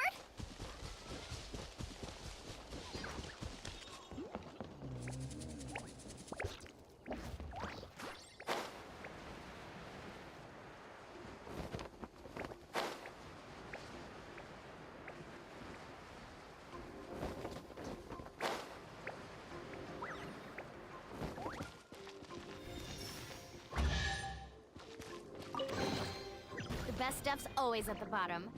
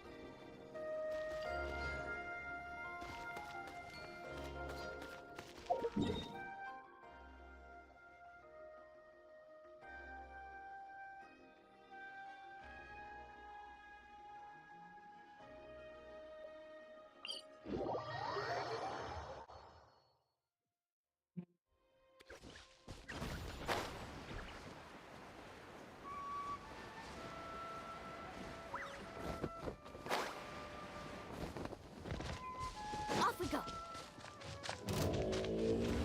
I'm going in! Nice and spicy. Wind strike. Carving waves.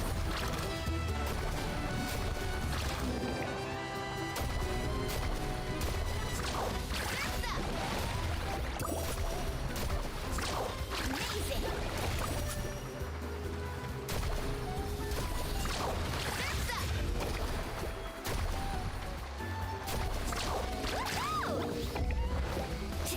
Not my lucky day.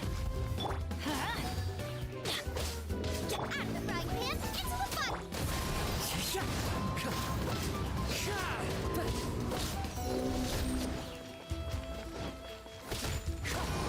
This is the end.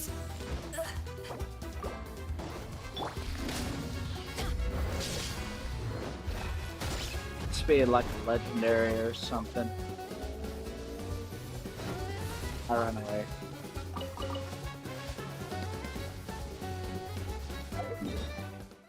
Probably not ready for that one yet.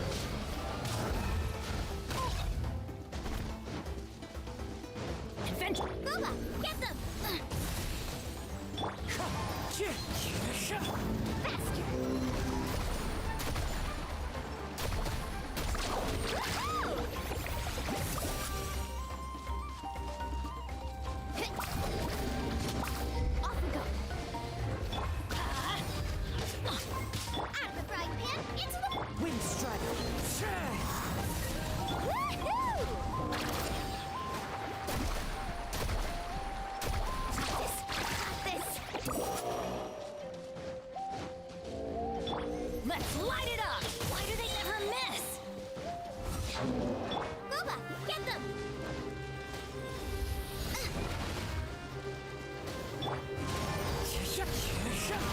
Woohoo!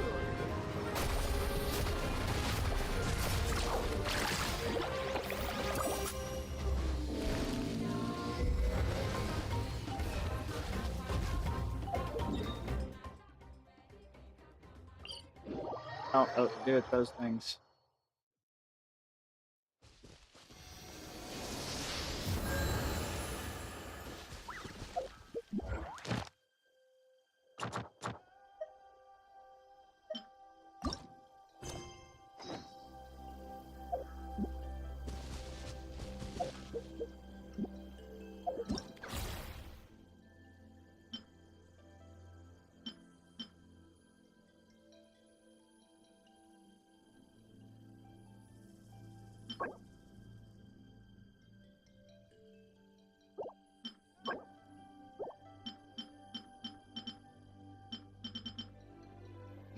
You can only do so much on your own, but with a group, anything's possible.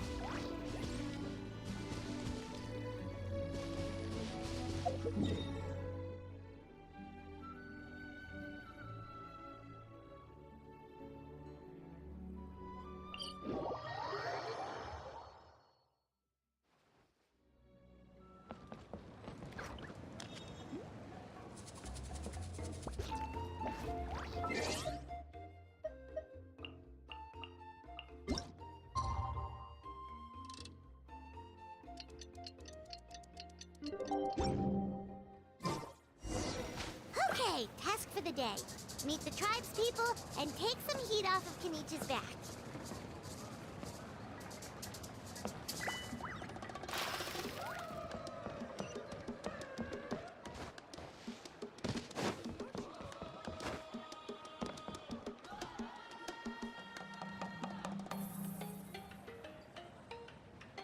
Hoonie, how can you call the Mountain King a monster?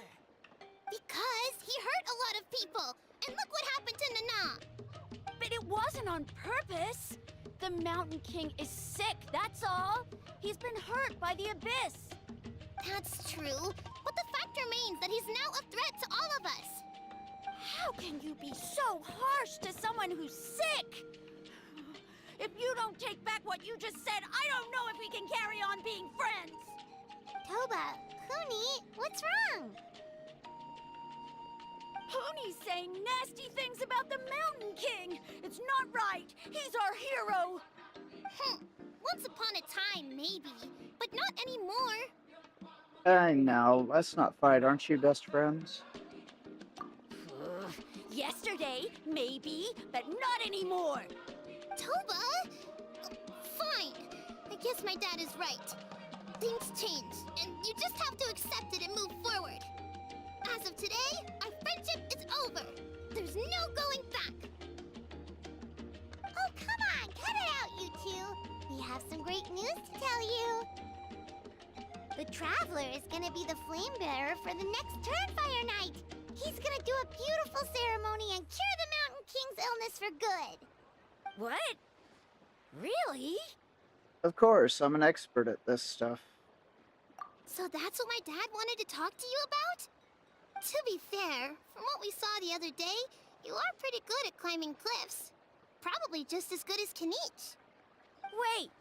Speaking of Kanich, where even is that guy? Oh yeah, good question. Is he not coming to the ceremony anymore? We can get him to come, but if he catches you two fighting again, he won't be happy. He'll be sure to give you both a piece of his mind. No, we can't let that happen. I've never even spoken to him before. I can't afford to make such a bad first impression. I didn't mean to argue with Toba. All I said was that the Mountain King has done some pretty bad things. He was the one who turned it into a fight. You two clearly care about each other. The Mountain King can't change that. Yeah, if you weren't friends, there's no way Toba would have come to look for the baby Saurians with you. All right. Well, because it's the Traveler and Paimon and Kanich, I'm sorry, Toba. I'm sorry for all the mean things I said about the Mountain King. Dad just really misses Nana. And I was really upset that she's gone, too. Huh? Oh. I shouldn't have spoken to you the way I did either. It wasn't very nice of me. For the Traveler and Paimon Kanich and for Nana. I'm sorry too, Huni. That's more like it. Now you're best friends again! Guess so. Toba, if I ever say something mean about the Mountain King in the future, I'll make sure I say it to someone else, and not you. I'd better go buy some colored cloth for my dad now. He needs it for Turnfire night. Let's play again some other time.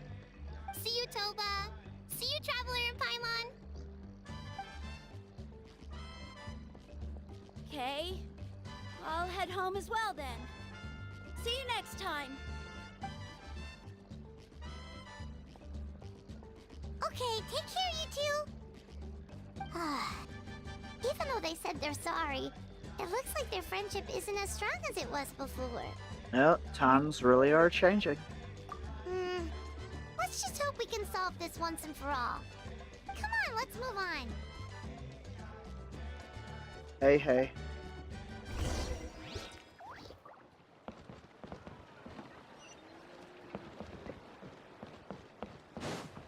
Huh? What's going on over there? Let's take a look.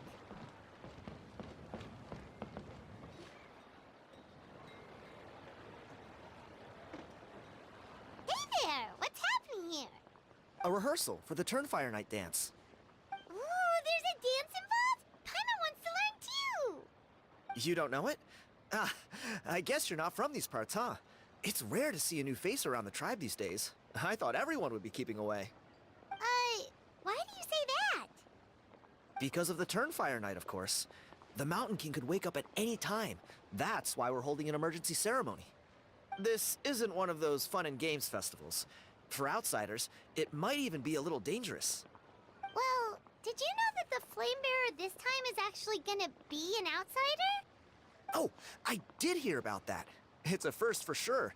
I would have loved to meet them in person. Now you have. What? Oh, it's you? Man, oh man. Well, this is a nice surprise. It's funny, I was just thinking that I'll probably miss out on meeting the new Flamebearer since I'm not taking part this time around. Then suddenly, there you are. Must be my lucky day. You're not taking part in the Turnfire Night? How come? You're not an outsider too, are you? You must be joking. Watch this.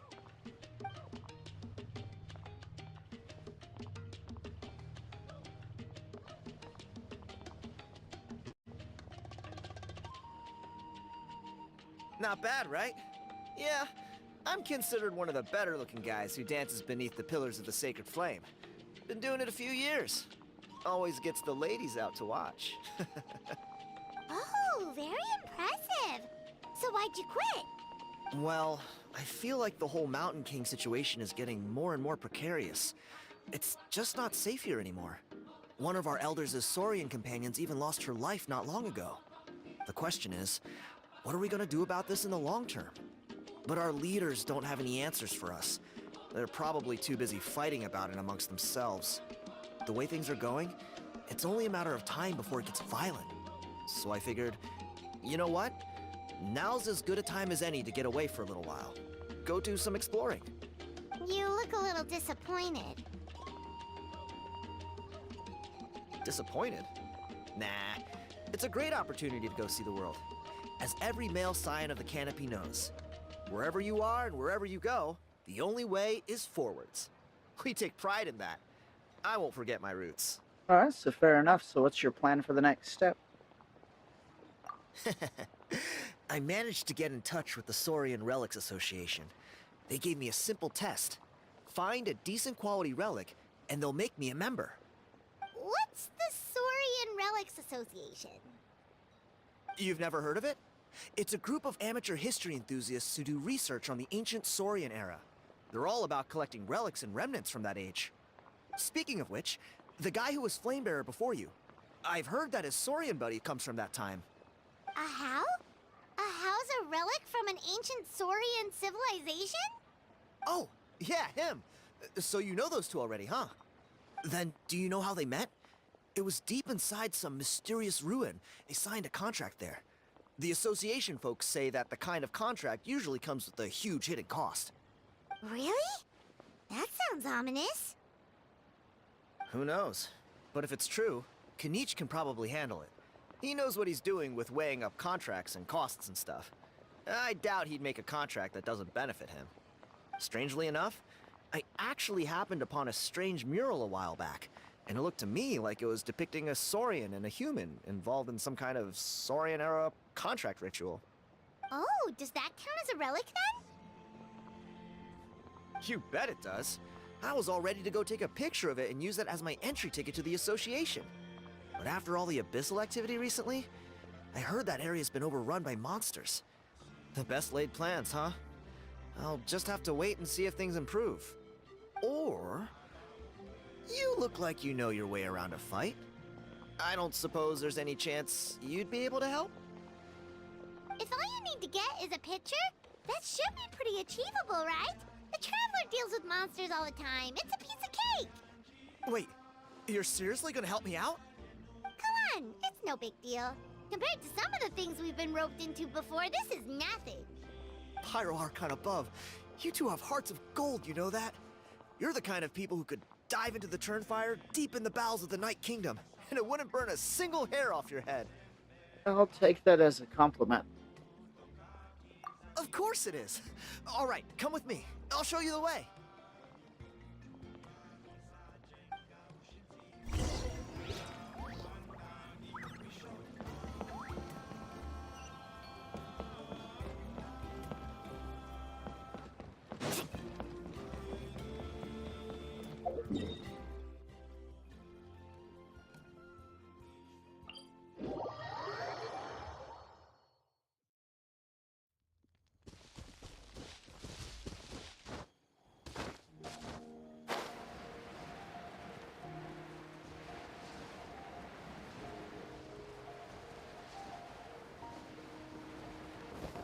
Off we go.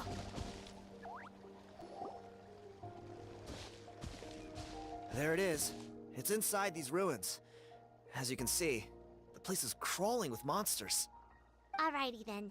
Stay back and take cover, Tiago. This could get dangerous. We'll take care of him. Great minds think alike. I'm not about to cramp your style.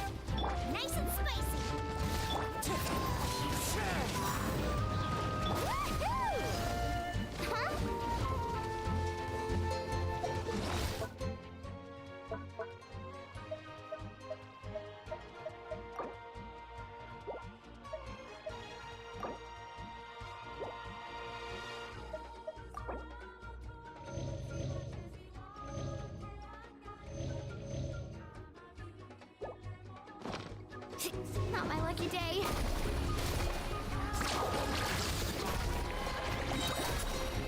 Check this out. Need a surfboard? Everybody stand back.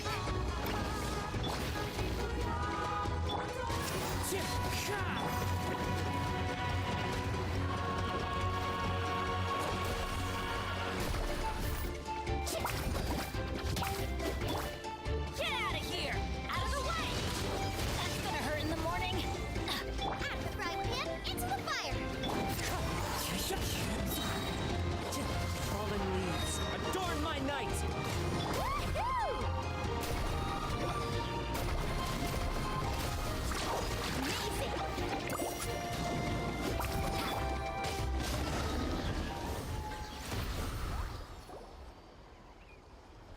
Phew.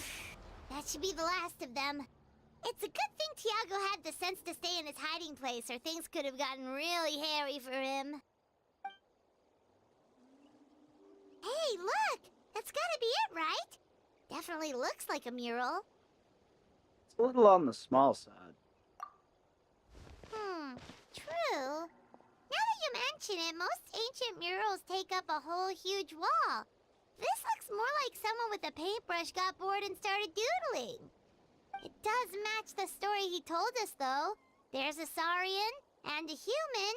So, is that supposed to be what an ancient contract ritual looked like? Whatever. We're not here to decipher it. Just photograph it.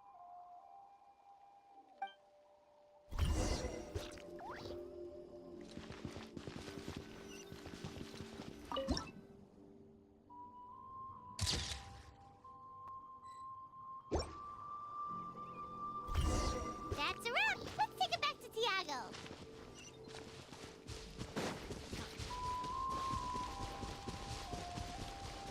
Woohoo!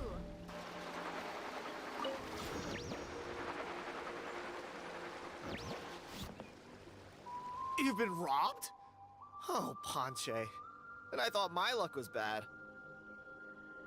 Oh, I see. put blood, sweat, and tears into that, and now I've got nothing to show for it. Some gap-toothed goon stole it from me.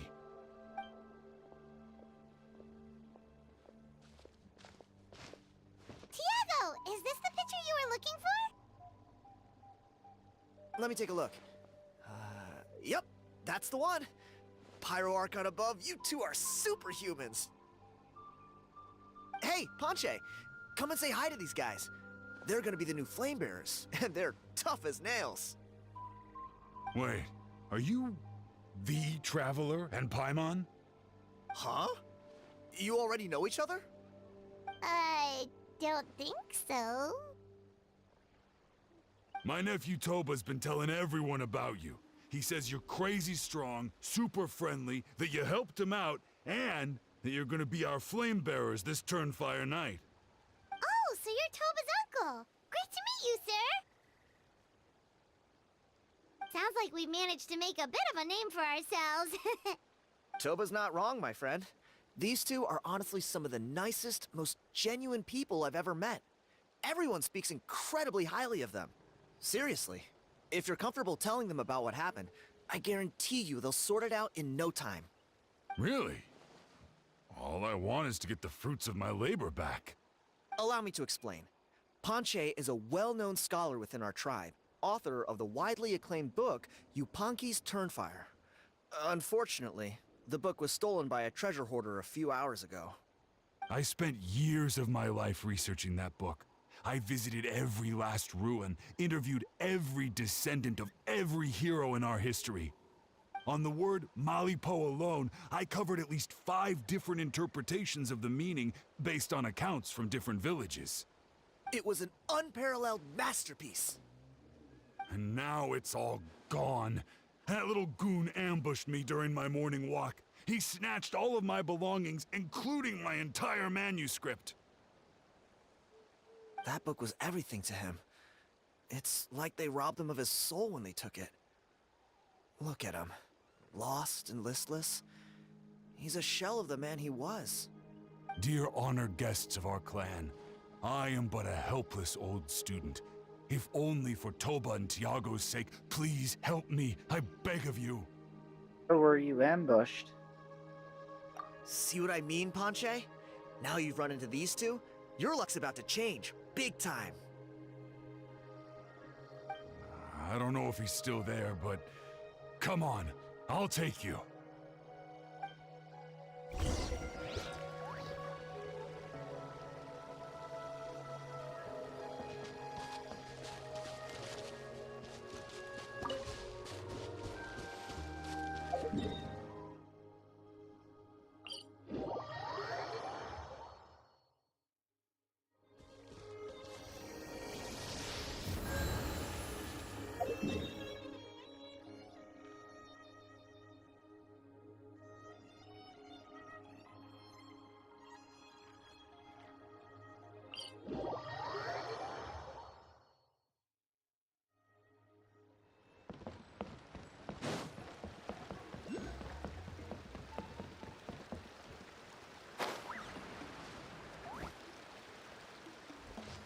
Hey, you thieving rat! Give me my things back! What do you want now, you old bum? God, you're a waste of space.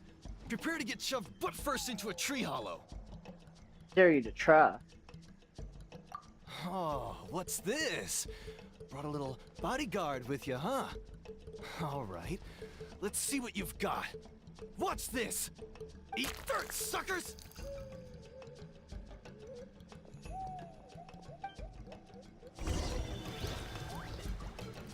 Hey, he's trying to get away! You good? Let's chase him down!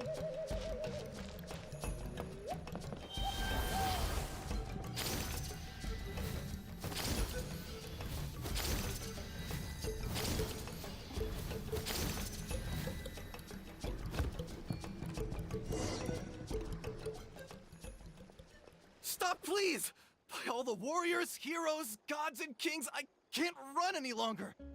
Please, I don't have your stuff anymore. Have mercy. Oh yeah? Well, where is it then? I threw it away. You threw it away? The old bum's bag didn't have a single mora in it. Just a tatty old book, worn out pens, and some old rags. All that time lying in wait was for nothing. I was so mad, I just threw all of it away. Is that really the truth? Okay then, where did you throw it away? The same place you found me. Look, I swear on the Pyro Archon it's the truth. May all my worldly possessions be turned to ash by Turnfire if I'm lying. Okay, that's a pretty strong oath. What do we do now? It sounds like he's telling the truth. Let's go back to where we were and see if we can find anything. Right. Let's hope nobody gets to the book before we do. We'll never get it back then.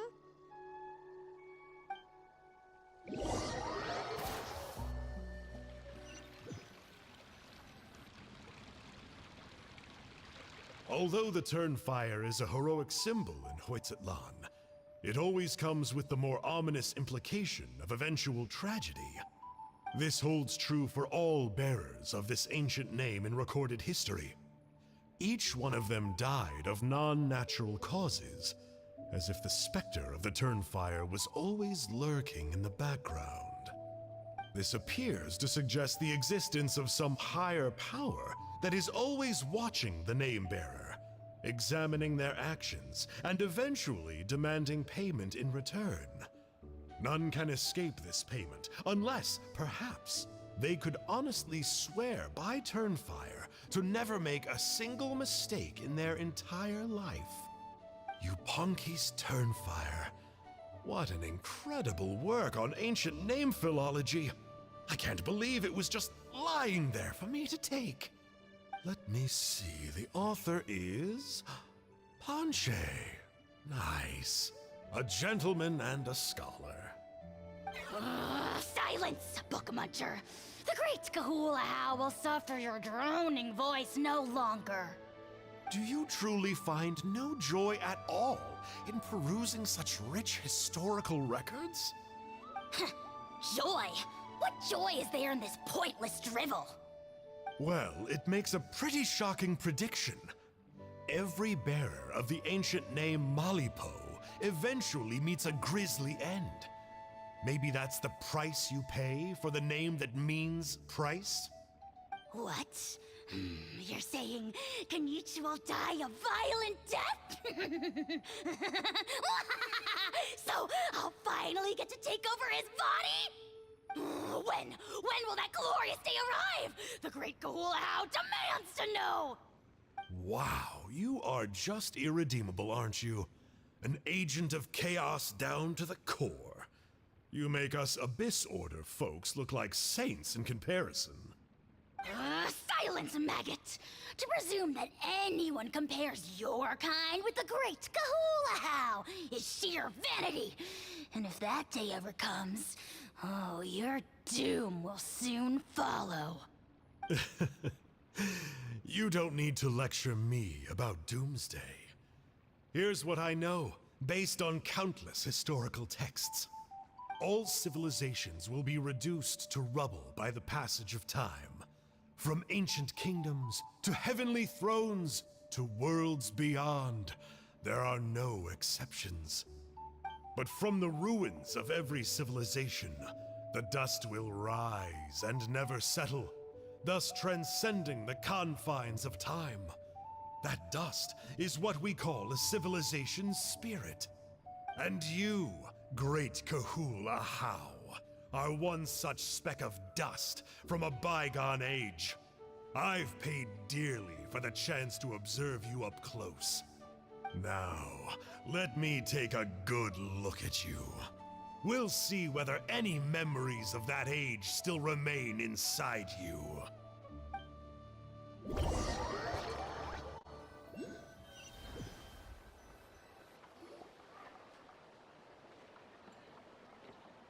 We're so sorry, Mr. Ponche, but we couldn't find your manuscript anywhere. Does that mean all of my hard work was for nothing? You gotta stay positive, Ponche. You might have lost the book, but the brains behind it are still intact. Surely you remember the main points at least? The whole reason I worked so hard to get it finished before the Turnfire night is because I hoped that maybe it might help us find a way through these trying times. But now... You mean you solved the Mountain King problem? Well, not exactly. But I thought my research might at least be a starting point. Oh, really? So what did you find out in your research? I think the key to all of this lies in the power of Malipo. Ponche, you know as well as anyone that ancient names don't hold any real power. Symbolic power doesn't count. You're right, but Malipo may be a special case. Given that it first arose in the era of the first Pyro Archon, it might contain remnants of Xbalanque's power. Yeah, I remember that story. My grandpa told it to me when I was a little kid. Maybe you're the special case. Most kids stop believing in that stuff by your age. I'm not talking about childhood superstitions here. There is evidence. Like what? Like the fact that the Mountain King is still alive. Everyone attributes that to the power of the Abyss. But there's more to it than that. The key factor is that Burkina summoned the power of Malipo at the cost of his own life. If you don't believe me, then answer me this. How many other creatures can you think of who lived longer, not shorter, after being contaminated by the Abyss? Traveler, different situation but similar idea. Doesn't this remind you of the hilly...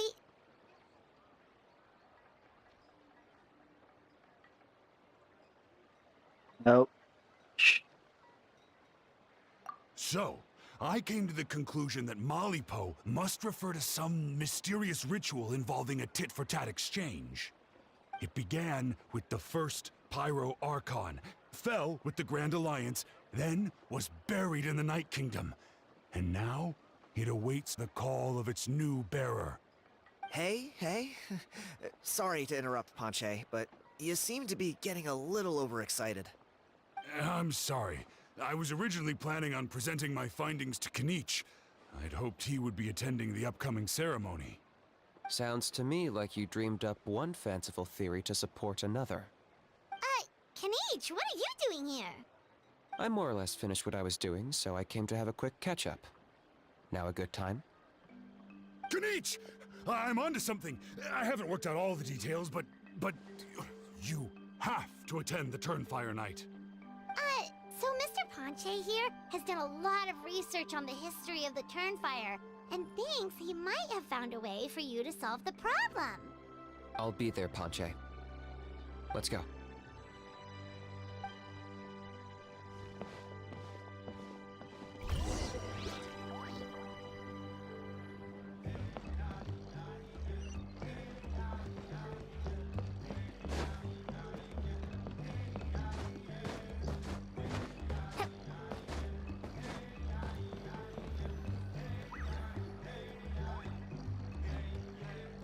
Here will do. He found a way to summon a beastly rift. Yeah. I'd like your help giving it a trial run tomorrow. If that works, we have our plan come Turnfire night. Sounds like you're not considering Ponche's idea.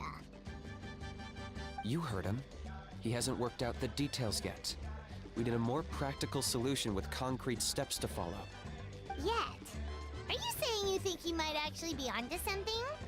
I think it's possible, based on something I know about the war 500 years ago. Burkina didn't fall to the abyss. He was killed by the Mountain King in an episode of madness. In his final moments, Burkina made the fateful decision to not fight back, and instead pass his blood and power on to the Mountain King. Maybe he thought the Mountain King was stronger than him, and more valuable to the tribe. Or maybe it was just out of loyalty to his friend. Either way, I can believe the Turnfire was involved. Whether you think his sacrifice triggered it, or his fate was sealed from the moment he took the Malipo name, it makes sense to me. How can you drop these truth bombs with such a straight face? This is what I've gleaned from my many interactions with the Mountain King. His mind is so disordered. It took some time to piece it all together. The story Elder Trinidad told you was the more palatable version of events. The truth is even darker. The Mountain King's mind isn't just disordered. He is suffering and feels great shame. I believe he wants to be put out of his misery. What? Then what should we do? Should we grant him his wish? Of course not. We should help him move to a new home. So your goal hasn't changed. It's the only practical solution. The Mountain King is a hero to my tribe. An object of worship, even. Ending his life would be like desecrating a statue. Still, he's been the cause of multiple disasters, and we can't afford to have any more. Ugh. Practical solutions hurt Paimon's brain. Can we follow our hearts next time? Then let's break for the day. I've already found a suitable venue for tomorrow.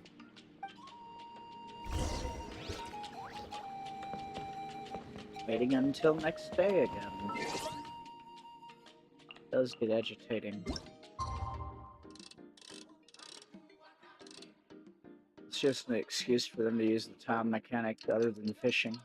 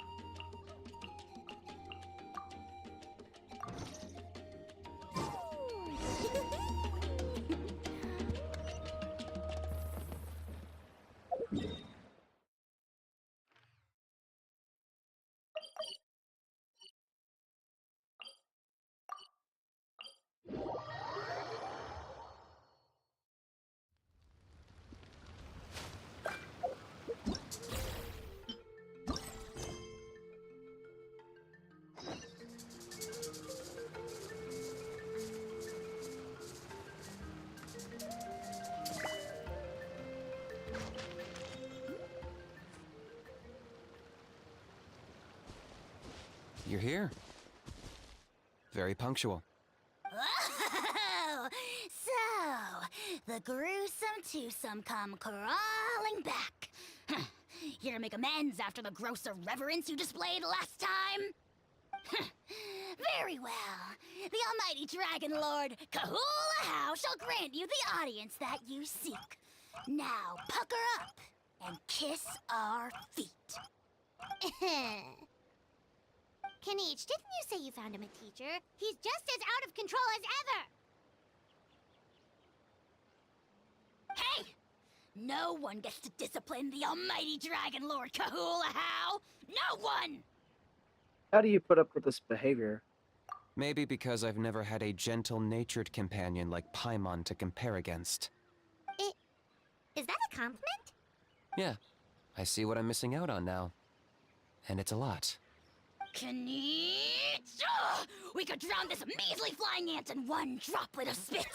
How dare you compare her to the almighty Dragon Lord Kahula How!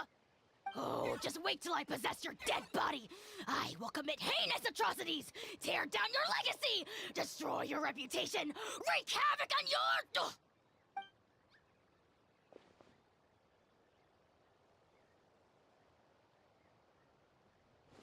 Traveler, Paimon, let's get down to business.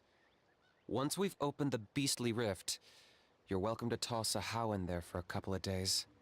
With pleasure. You don't need to ask twice. I got my hands on this device in a trade. It's meant as bait, but it'll also stabilize the abyssal energy. The rift towns will tear through space to get to this. Once they're here, we take them out and claim the rift for ourselves. How'd you get your hands on this? You'll find out soon enough. First, let's try this out.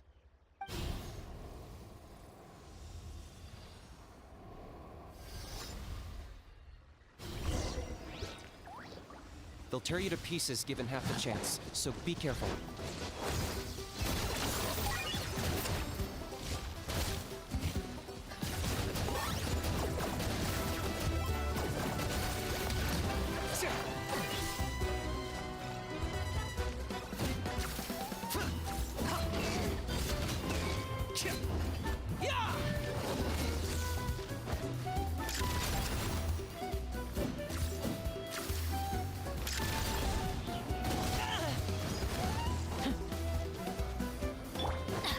Teamwork is dreamwork! Wind strike! You're toast!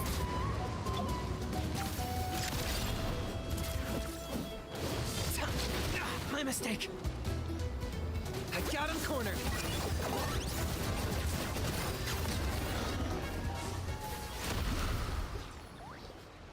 Uh-oh. Are there even bigger ones on the way? You see, Kinich? I'm a man of my word. In fact, I'd say I under-promised and over-delivered. Nifty little gizmo, isn't it? I take it this is your true form? Now that our deal is complete, it's time to start the next phase of our relationship. I made a promise to the great Kahula How, and now I'm here to seize your body for his use. Cliché, I know. The hero's trusted partner sells him out to the abyss in a shocking act of betrayal. Cue bad guy speech and drawn-out death sequence. Huh? Angel? Huh? Huh? What are you two doing here? Oh, Mr. Kinich, this is not what we agreed on. Traveler, this is the gift I got you.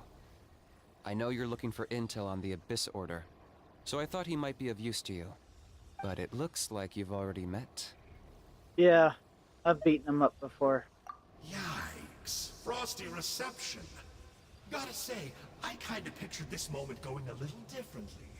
Tears of joy welling up in your eyes as you say the words, "It's good to see you again, old friend."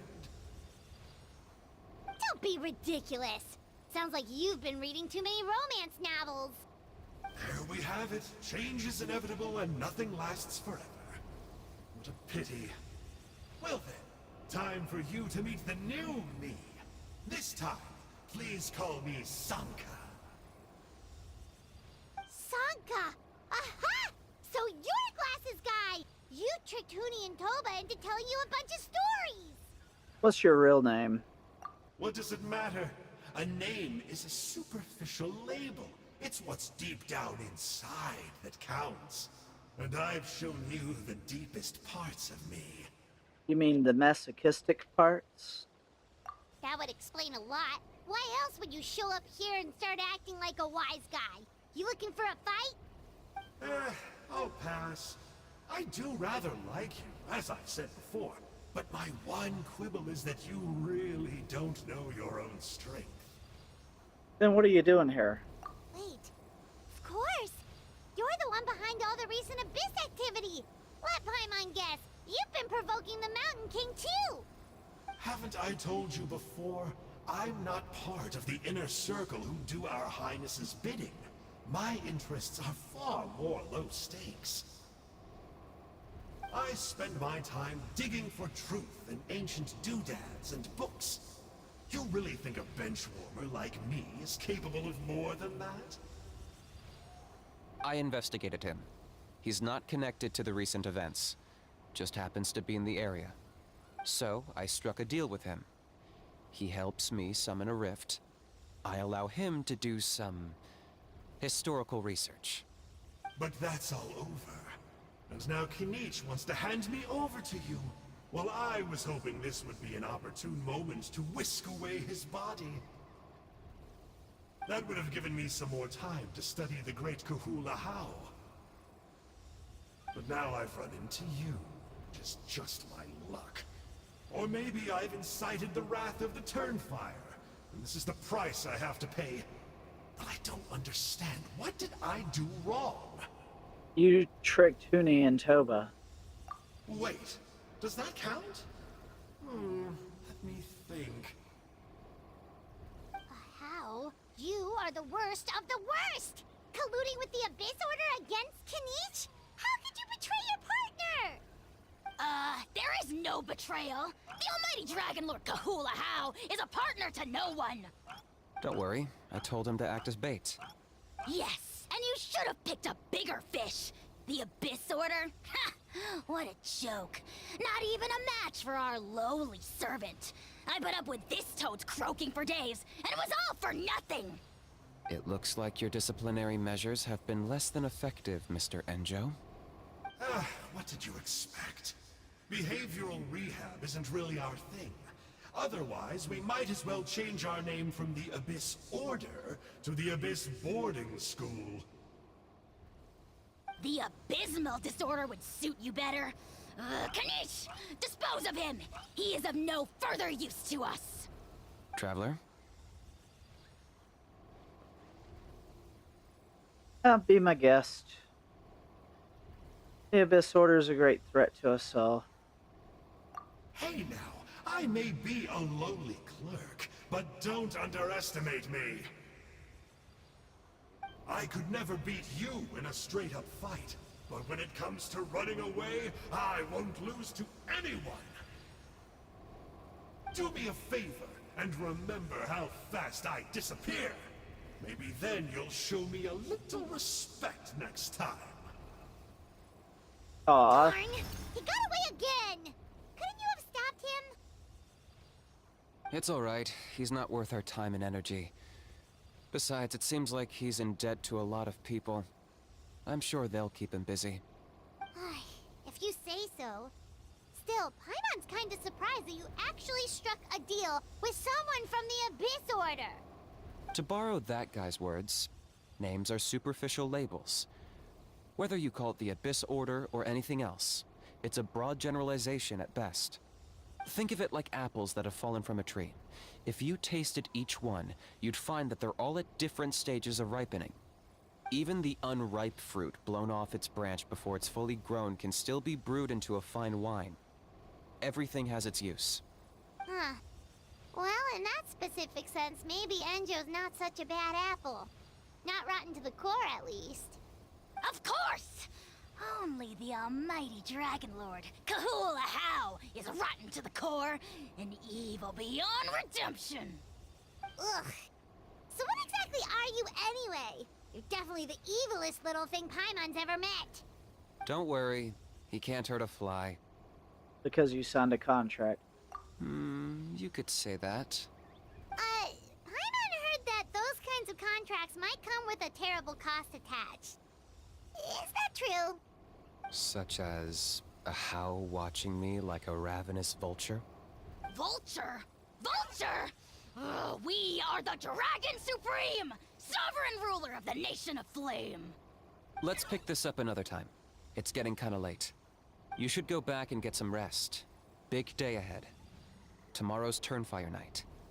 Time to light the sacred flame and burn away the filth for a legendary 500-year-old warrior. Oh yeah. Hearing you lay it out like that is making Paimon a little nervous. For all all the work we've put in, it all comes down to tomorrow night. We have to make sure we solve this problem once and for all. Then it can't hurt to say this one more time. Good luck to us both. Good luck to us both. See you tomorrow. Yep.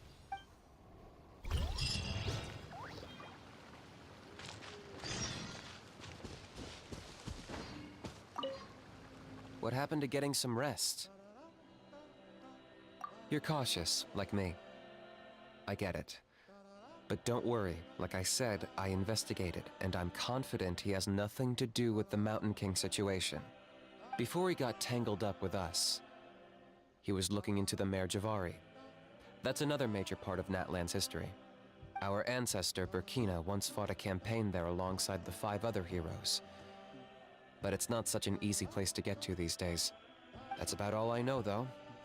I have yet to take a job that involves the Mare Javari.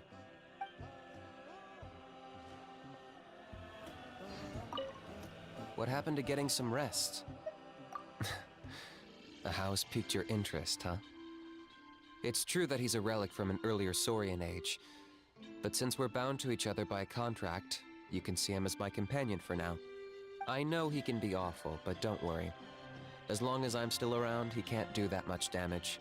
As long as you're still around. Mm-hmm. That's a key part of the contract. The How has to obey my orders and lend me his power for as long as I live. And after I die, a How gets control of my body. That's the price. Crazy, isn't it? That was probably the first time I really appreciated what it meant to pay a price. Then once I signed the contract, I received the ancient name Malipo. But that's a whole other story. We can get into it another time if you're interested.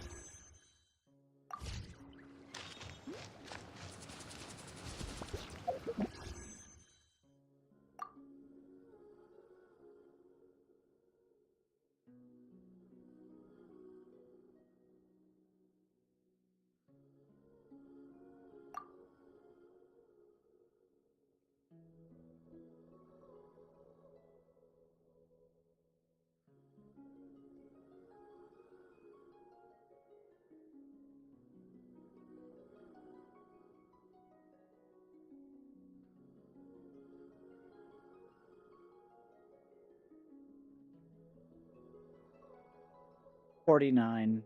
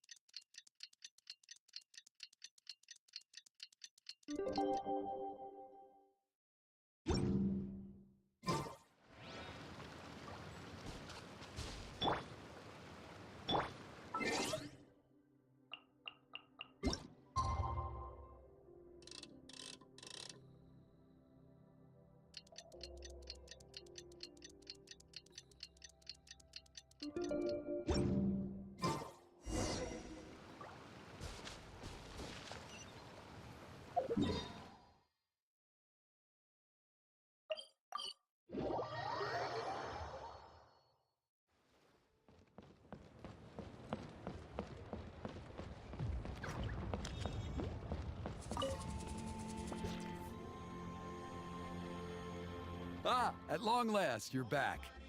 I hear you've done much for our people these last few days. Everyone has nothing but praise for you. Many young people have heard the rumors too. They're all eager to meet our new flame bearer. Well, they won't have to wait for long. It's almost time for the ceremony. We really hope we can resolve the Mountain King situation quickly and smoothly. Seems like a lot of people have been worrying about it, huh? Well, it's nearly time. So, if you're ready, then follow me to the ceremony site. This party cannot be changed during the Turnfire ritual. Please choose a suitable pyro.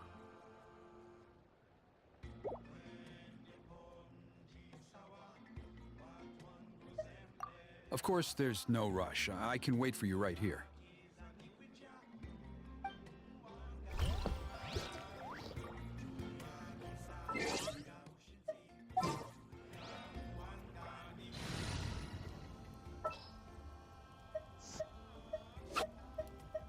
This will be a productive partnership, I hope.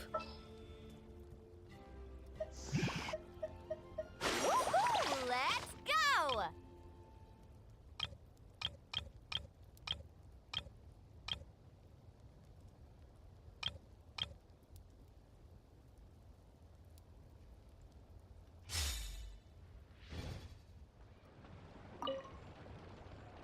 Are you ready? Yeah, let's head off. Off we go!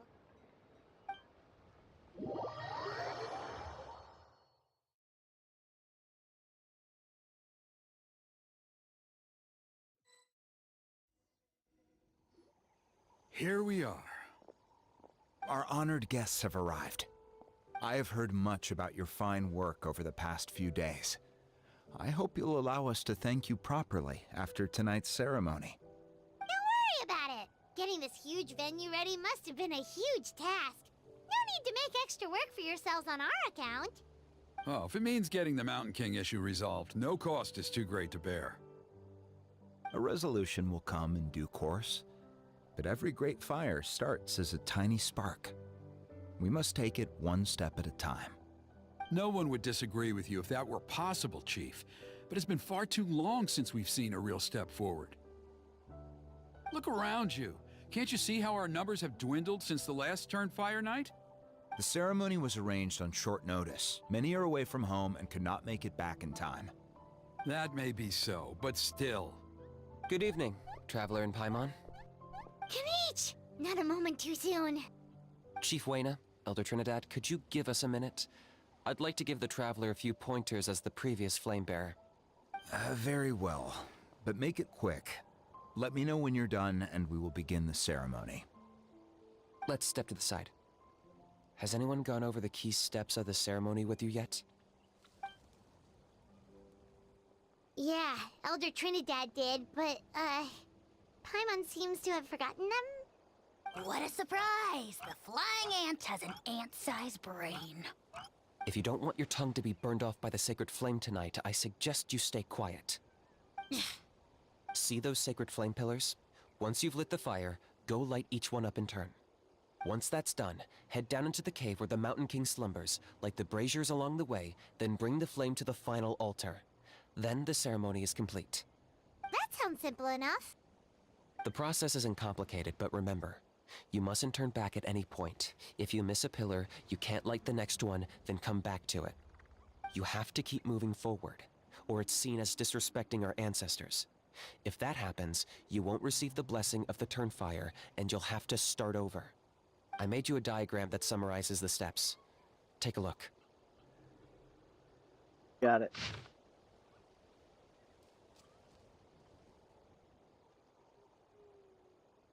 Okay. It's basically a whirlwind circle. So that's our part. What about you? I'll be with you the whole way, and once you've lit the altar, I'll start summoning the rift. You can leave that side of things to me. Just focus on your part. Okay. We'll try to remember all that and get it right the first time. Well then, shall we begin? Ready when you are. But I think I saw Huni and the others just now. Maybe you should say hi before you start. Might make you less nervous. Just tell the chief when you're ready.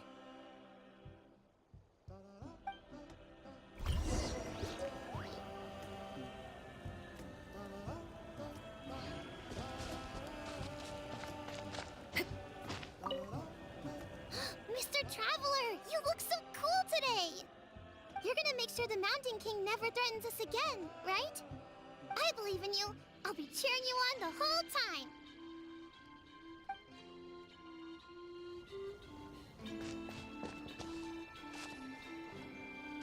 Mighty Outlanders, the time has finally come. You know what must be done. Please remember, you must cleanse as much abyssal energy as you can. This is the only way to prolong the Mountain King's slumber. I am sure you have what it takes.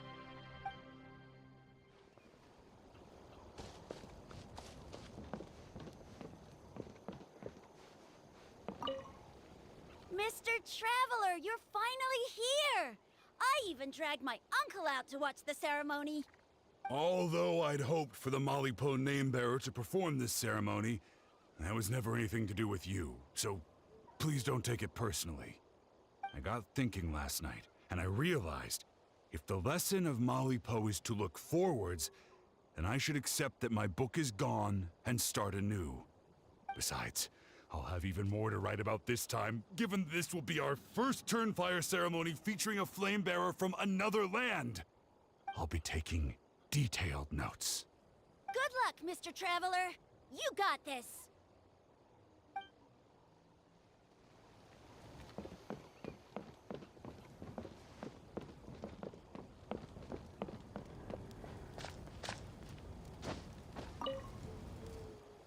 How are you doing?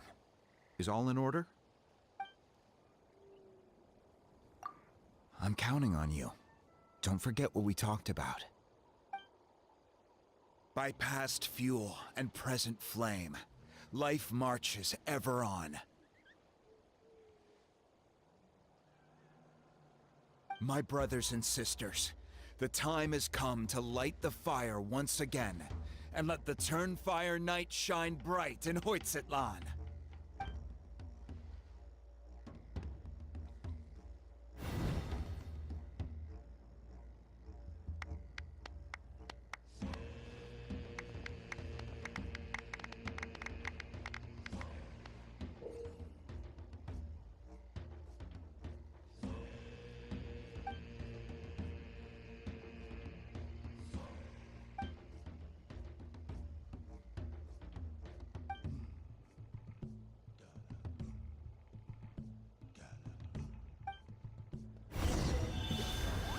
Go get the sacred flame.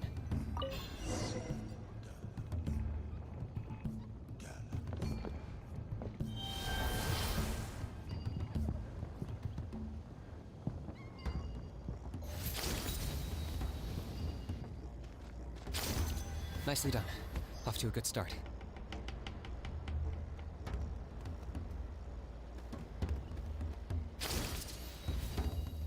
Great stuff.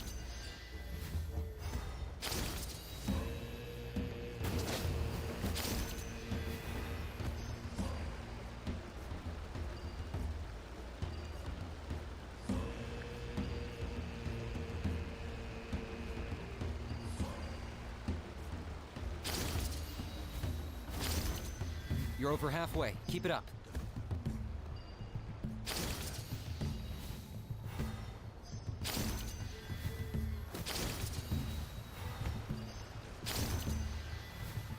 Impressive. Just one more to go. Come on, one last push. The final sacred flame pillar is up ahead.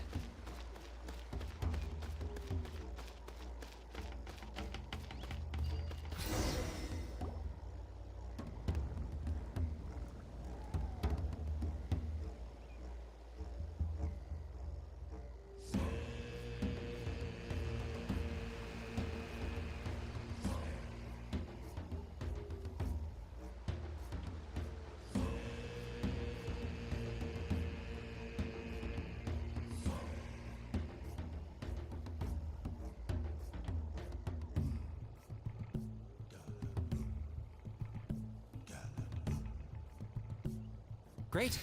All the pillars are alight. Next, it's down into the canyon and head for the Mountain King's cave.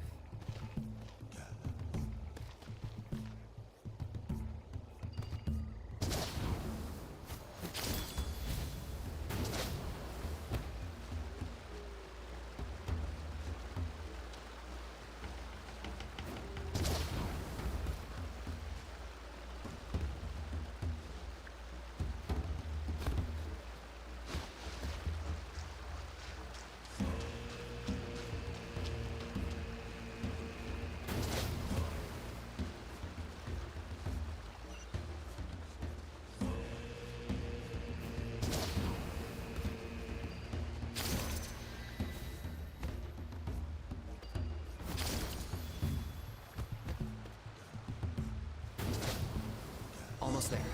The cave is just up ahead.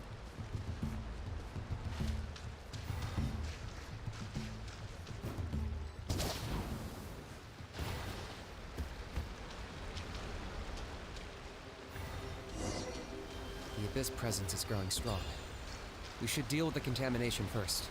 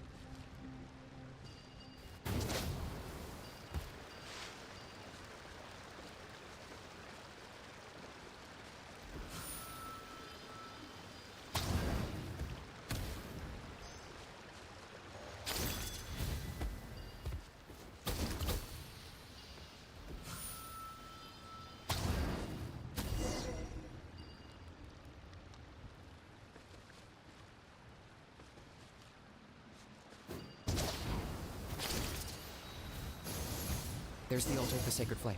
Remember, light up the torches around it first.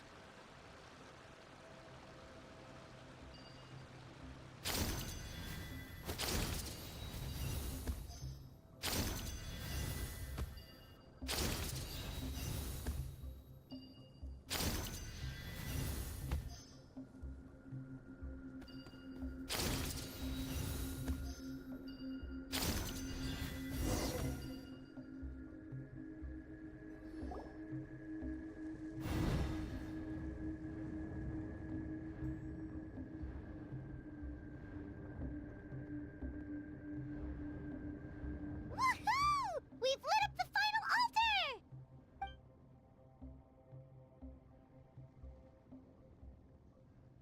That's the Mountain King up ahead, right? That's him. Kangamato, king of the Yumkasaurs from 500 years ago. He's very powerful. Paimon can tell. He's huge. Let's tread carefully. We don't want to wake him up. Should we pretend to purify the king? You've made it at last. You did even better than I expected. Traveler, now comes the final and most important step of the ceremony. Please use the power of the sacred flame to cleanse the Mountain King of abyssal filth. There's no need this time.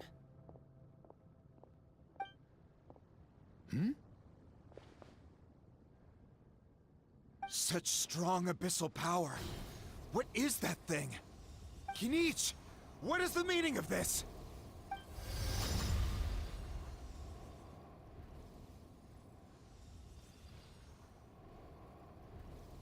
Is that a beastly rift? Chief Wyna, Elder Trinidad, this is about to get a little dangerous. You should step back. What do you think you're doing? Solving the Mountain King issue. You mean by having him torn to pieces by rift hounds? No, stop! We can't let that happen! Foolish Locust! Can't you see? We're trying to shove your Locust King into the beastly rift! But... I'm sorry, Chief Wyna and Elder Trinidad. This is the only way. Can you promise me that no harm will come to the Mountain King? I can't guarantee it, but I'm fairly confident. Traveler, this is not what we agreed on. You must cleanse the Mountain King of every last trace of abyssal contamination. I've changed my mind. I don't want the king to die. Okay, I see what this is. You've been in cahoots this whole time!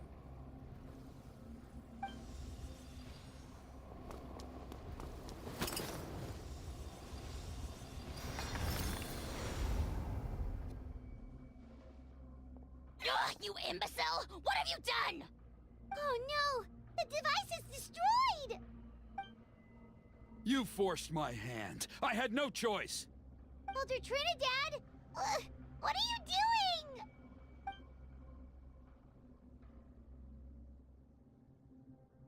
No! The Mountain King is waking up! He will cause even more casualties! Everyone, out! Now!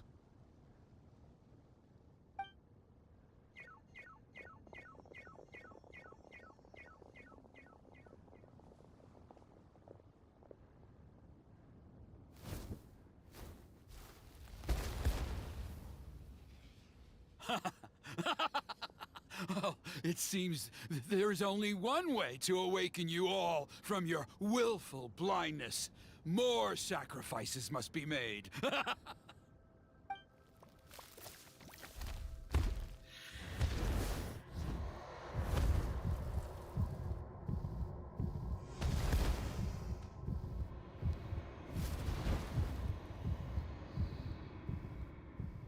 Take me, O Mountain King! Take me as your next sacrifice!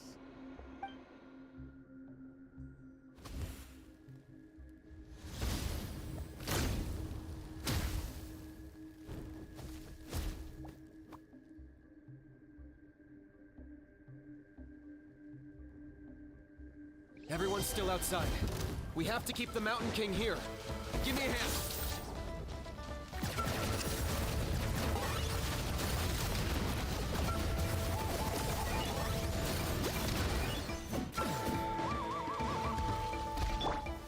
Stabilize!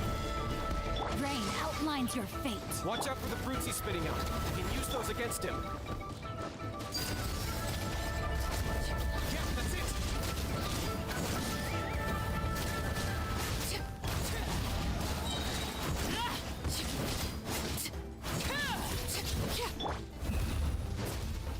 Target acquired.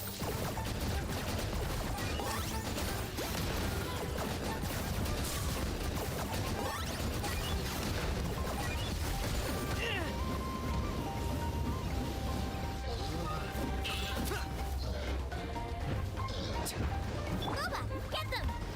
No, my sword! Solidify! Transfixed!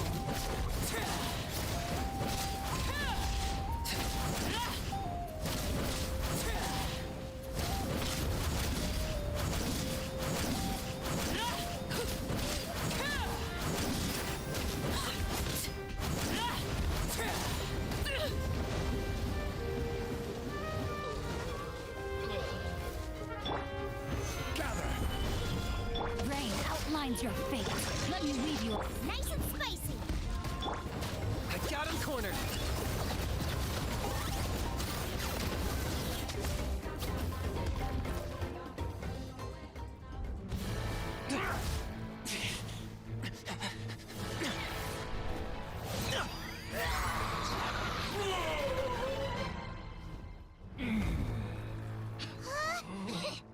What do we do? We can't open the rift!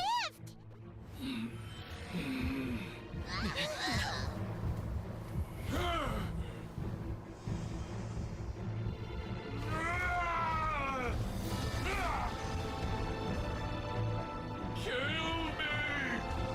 Put an end to White's at launch! Shame!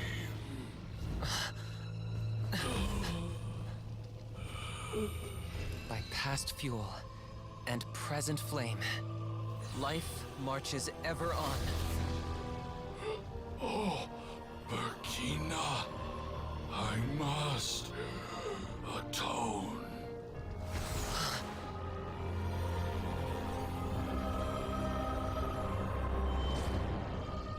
Patience. We will answer to the fire for all our deeds. Even if one day I fall behind, never look back. Keep moving forward, as we are now.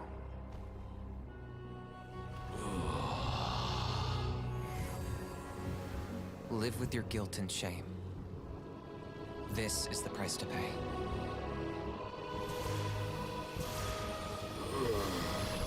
Heir to the Turnfire, please use my ruined vessel to train the heroes of the future. The will of Kangamato will march ever on, till the abyss is stamped out.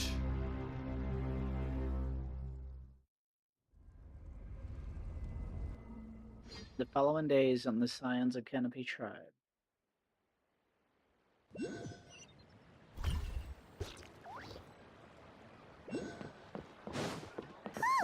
Pretty eventful day yesterday, huh?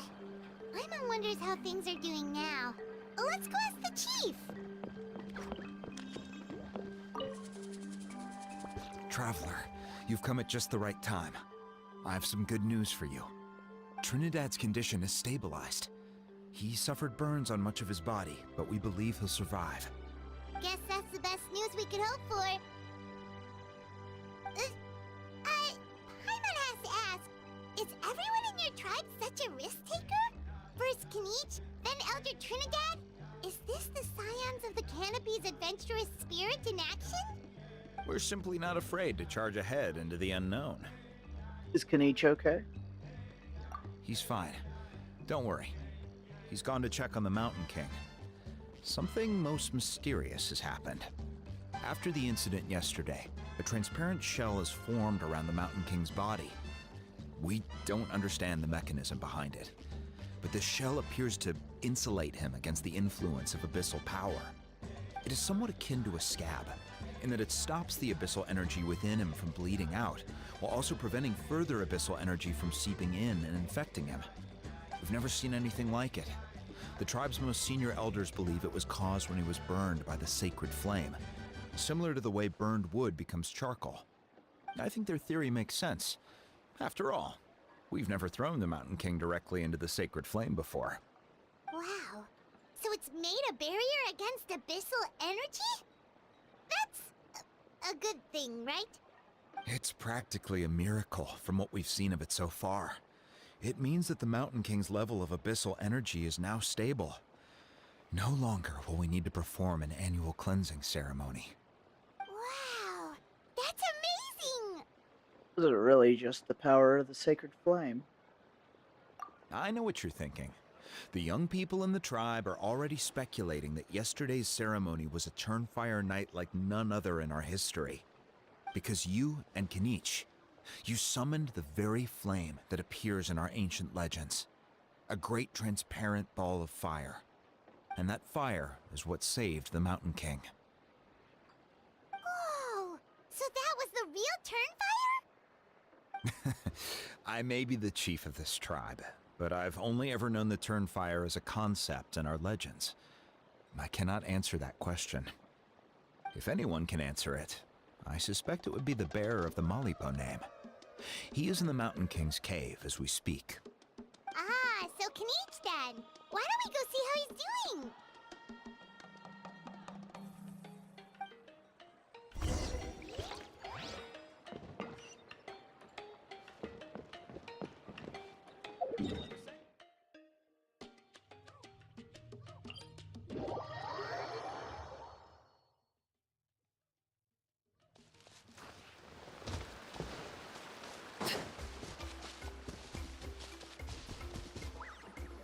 Good.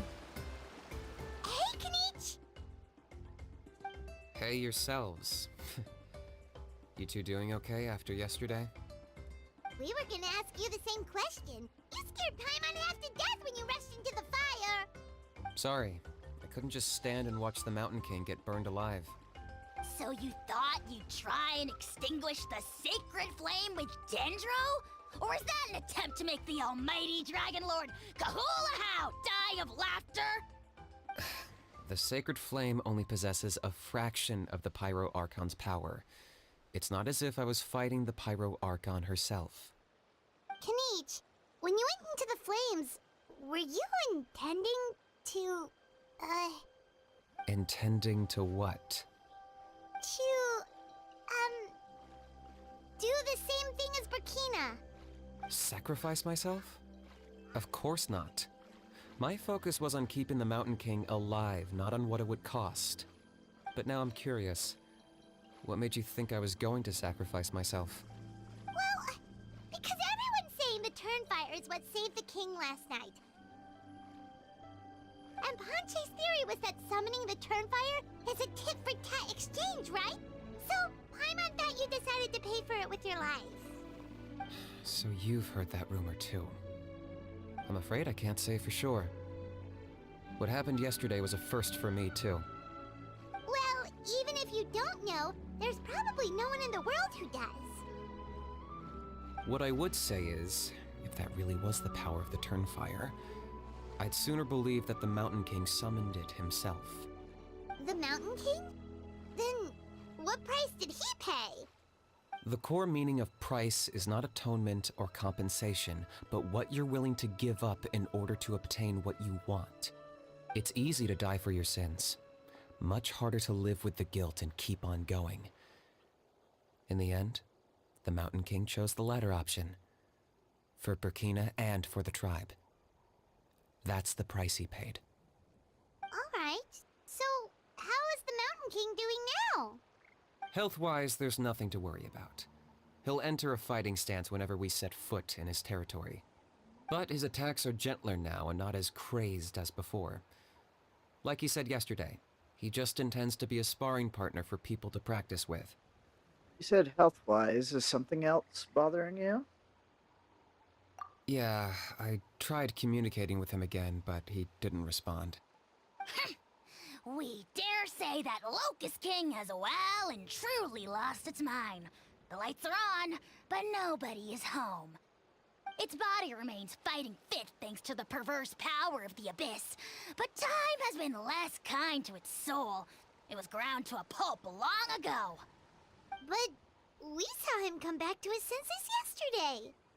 That was merely one last burst of brain activity before it croaked. As you humans would say, it went out with a bang. Oh, come on! Stop being such a doomer. Paimon bets the Mountain King has finally let go of the tragedies of the past now, and is focusing on moving forward. That's why he doesn't have time to chat with us. He's too busy thinking about the future. Well, at least it means my fellow tribespeople can move forward now, too. Thank you for your help, Traveler. I owe you one. Nah, you already gave me that gift. Yeah, that's right. You caught Enjo for us, remember? But he ended up being completely useless. It's not a fair trade if you lost out. That's on him. It's not your fault he's useless. Besides, we're friends now. You don't know us anything. Friends? But your friendship is an even more valuable gift. I can't in good conscience accept it for free. So, promise me. If you need anything in the future, you'll come to me. For you, I'll do anything.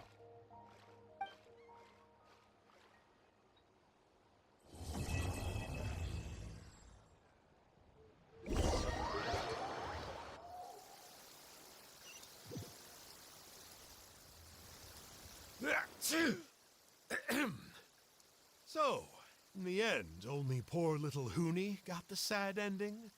Yeah, everyone's happy except me. First Nana, then my dad. Why does everyone in my family have to suffer? Hoonie, it'll be okay. Your dad will get better soon. Toba, you're my friend, so I shouldn't say this to your face. But it was all the Mountain King's fault. Huh? Now hold your horses, kiddo. If you promise not to fight, Uncle Sanka will tell you a story. Okay, before you roll your eyes out of your skull, I promise you can trust me. I almost got my eyebrows burned off by the Turnfire after last time. That's why I came back, to make it up to you. All right, I'll just get to the point. Do you know what Uncle Sanka loves the most about your people? What? Your extreme sports. Huh? On my first day here, I got hit by someone falling out of the sky. I believe you call it bungee jumping? It's a dangerous sport, to be sure, but the courage it took to make the jump impressed the heck out of me. So, I introduced myself to the jumper, we made friends, and I even helped treat her wounds. Oh, such a nice friend. Of course. Anyway, the good times didn't last, because I got captured by a powerful foe, so we had to part ways for a while. In the hands of the enemy, I was scorned, scolded, and nearly given away as a gift. Oh, it was so humiliating. A horrible experience to look back on. Why does Uncle Sanka always have to suffer, I thought. So I feel your pain, Huni. I was in the same position. But in the end, I made it through, and I left all of those painful memories in the past. I even managed to reunite with my friend. Is that it? The moral of the story is to look forward in life, right? Yeah, we've heard that one millions of times. Sorry, Uncle Sanka, but you're not cut out to be a teacher. Very smart, Huni, but not quite smart enough. What I'm trying to tell you is that after I reunited with my friend, I found her injuries were all healed, but she really missed her family. So, I thought you might like to see her too. She's right behind you. Turn around and see. Another trick about not turning back? I'm not falling for that one again. Huh?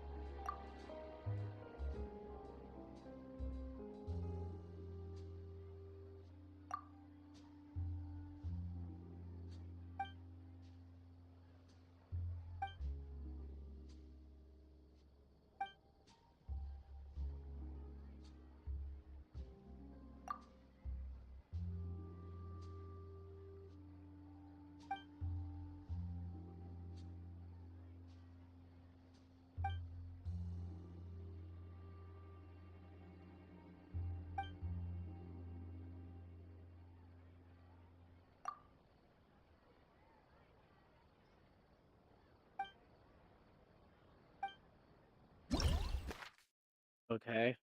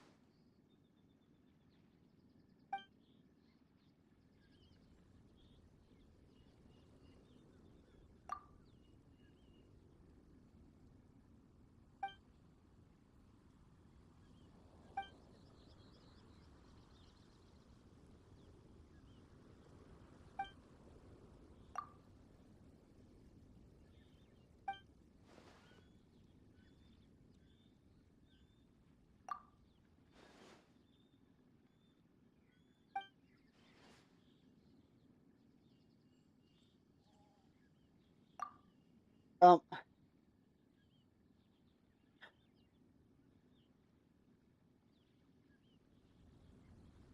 it's also hard to get relics for Acheron too. I get a bunch of watchmakers, but never hers.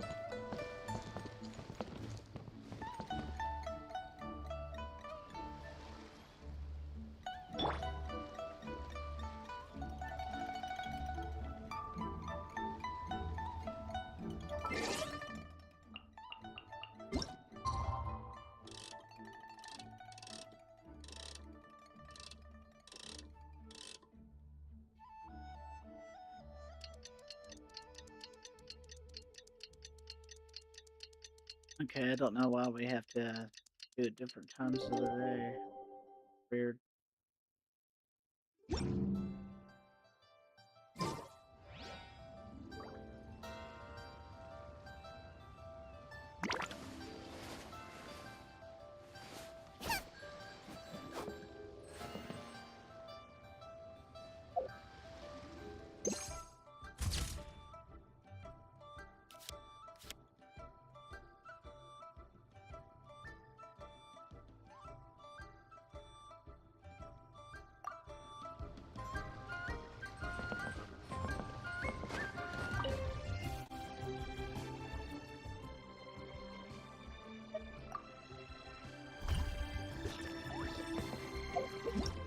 Kind of lame.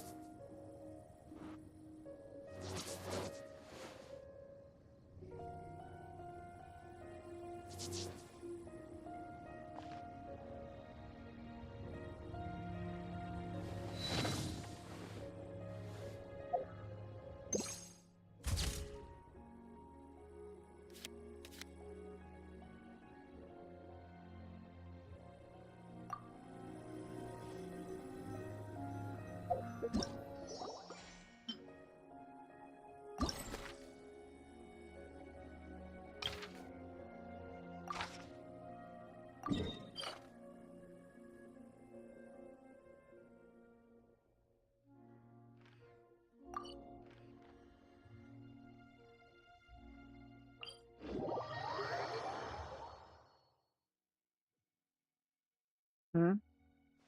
I didn't say anything.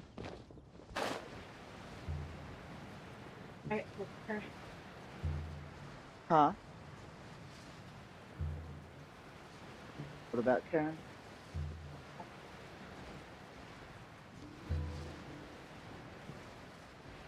Yeah, I saw her lurking out there in the kitchen a moment ago. I don't know what she was doing though.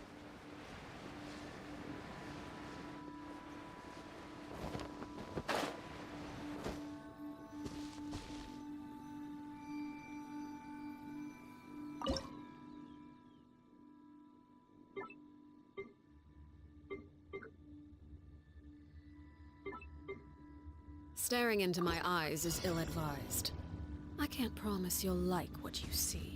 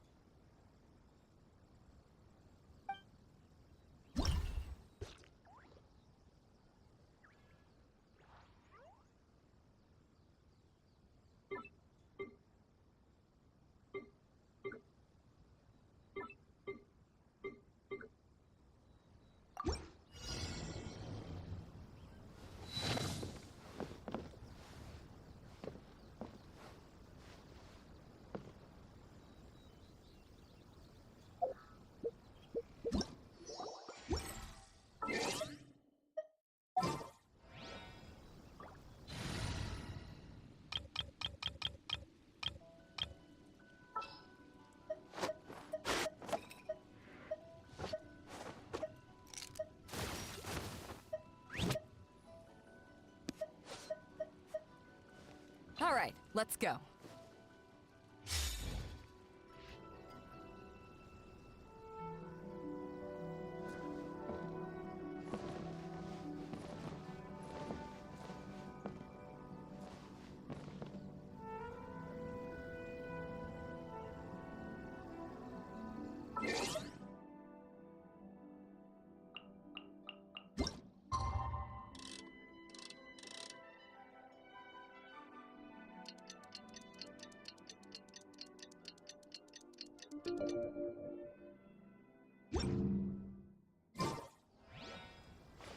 If you ever want to trade tactics.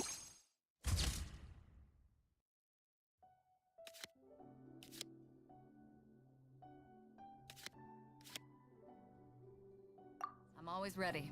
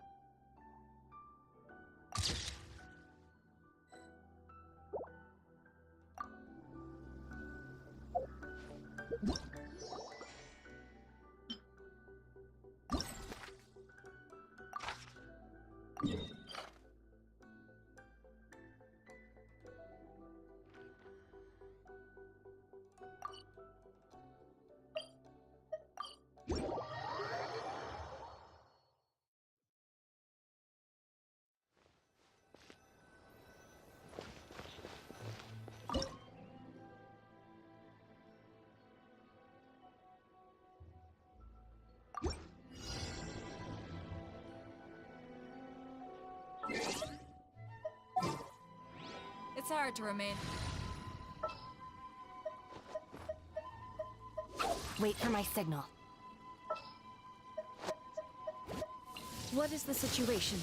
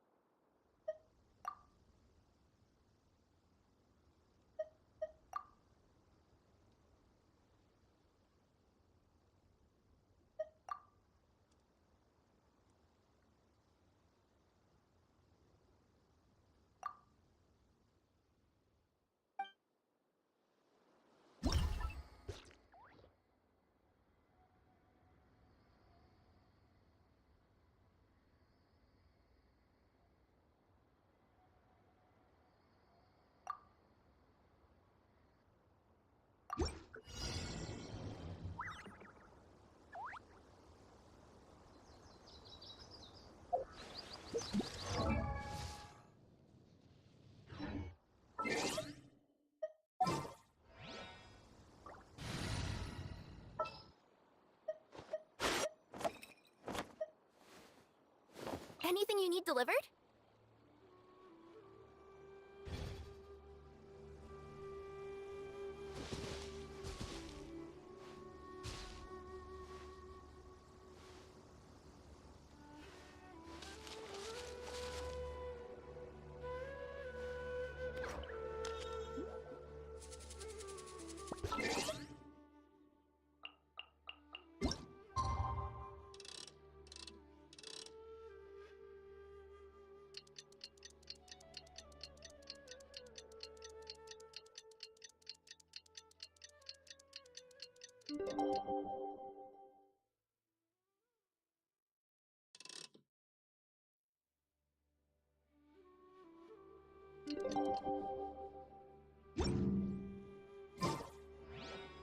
Let me see... Okay, let's get going. The next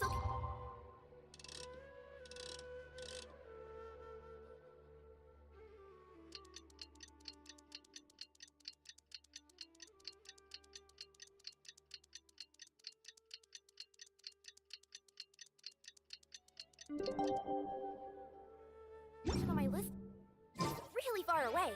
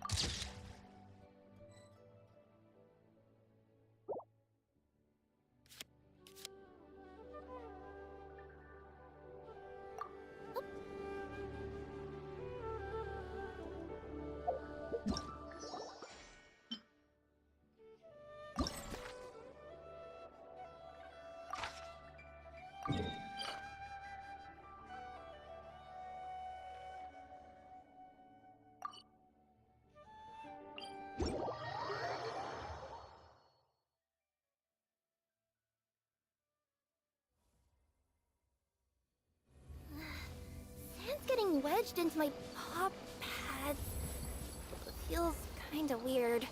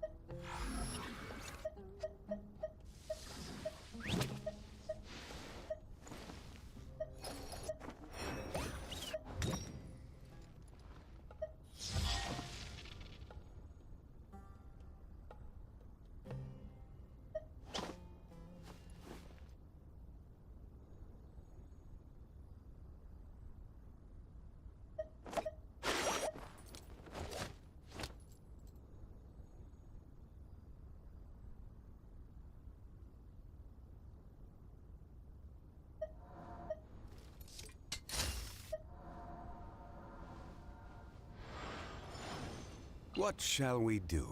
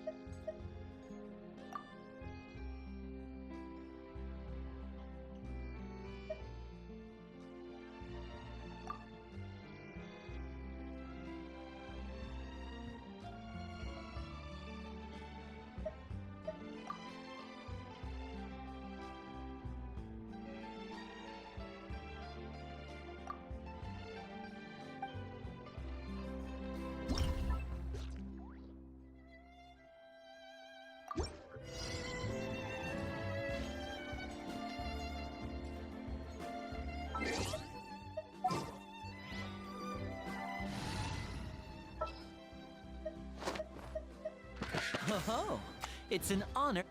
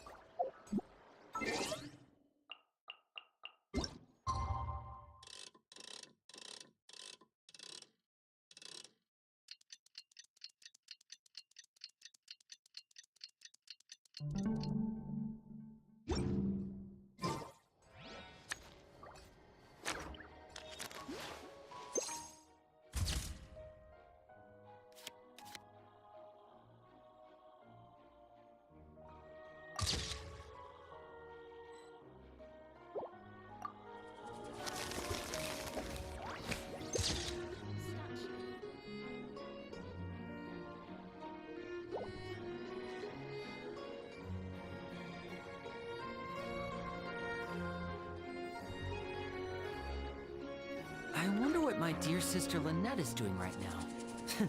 Missing me to death, I'm sure.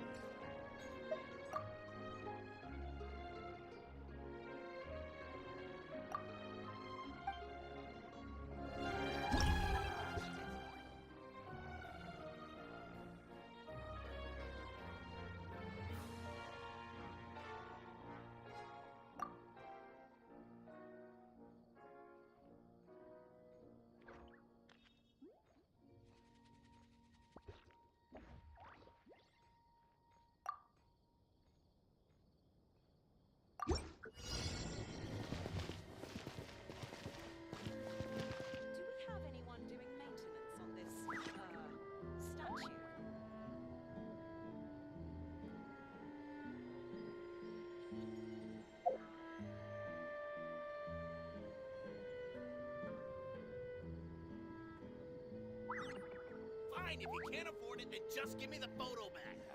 It's not about the money. So long as the audience thinks that seeing is believing, there's no limit to the number of tricks I can pull off. Come on now.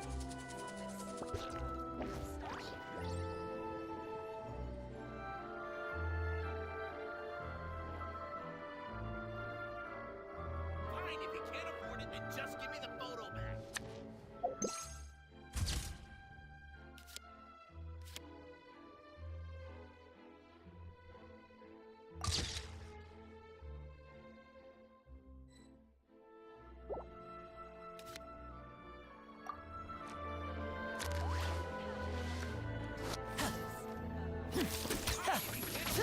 Just give me the photo back.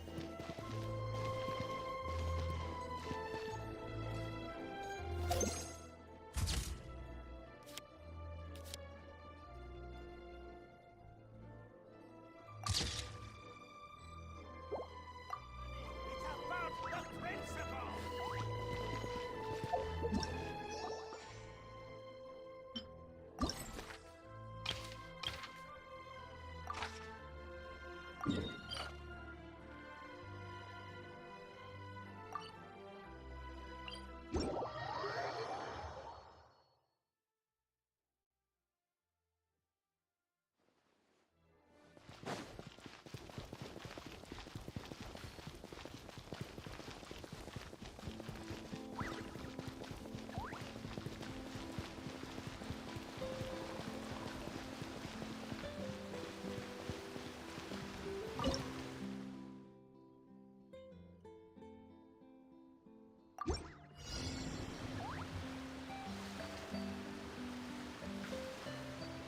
This is no time for actions. Seriously, you have a...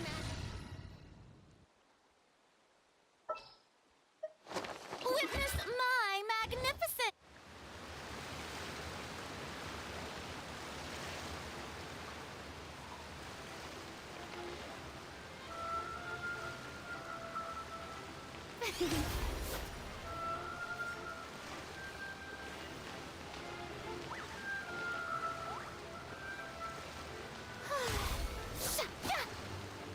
This is gonna be impossible.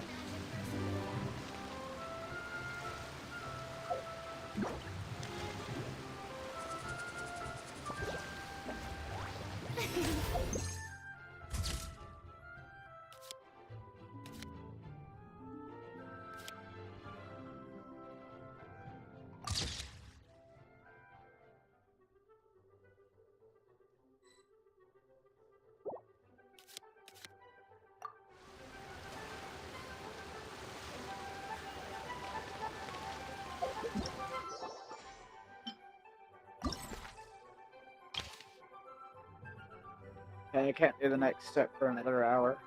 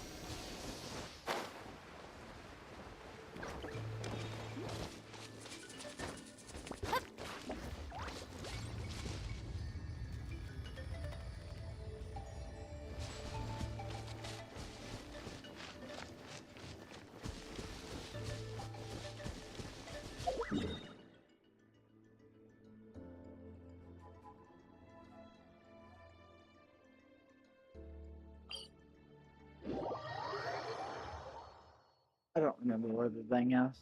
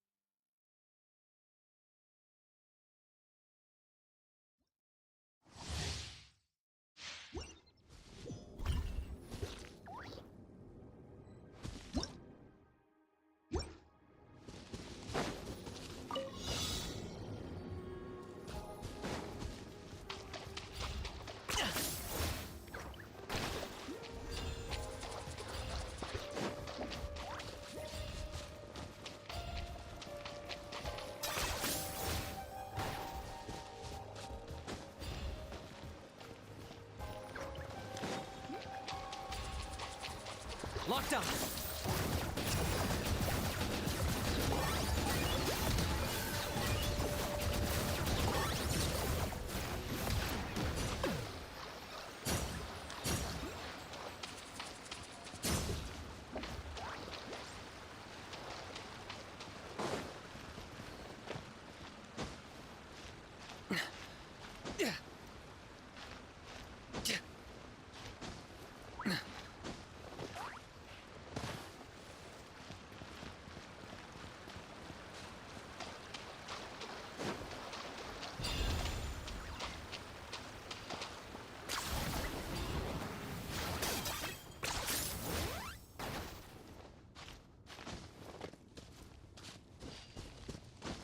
Is this really necessary?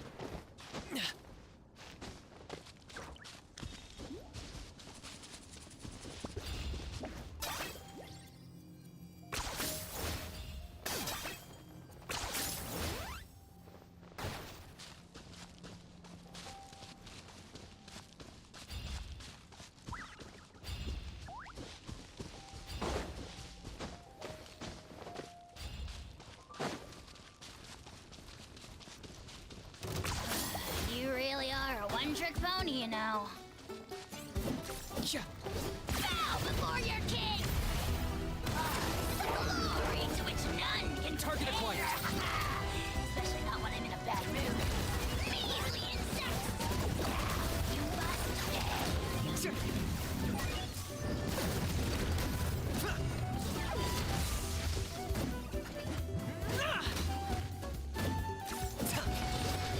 Supporting fire! Check this out! Place this on the side.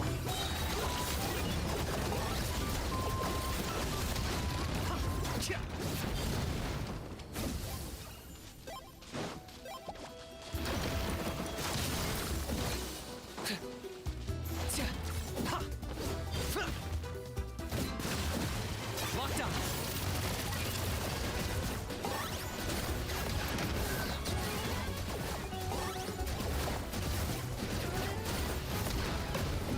For the Lord of the Night! The dead will blaze in dragon fire! I got you covered! Don't get too close!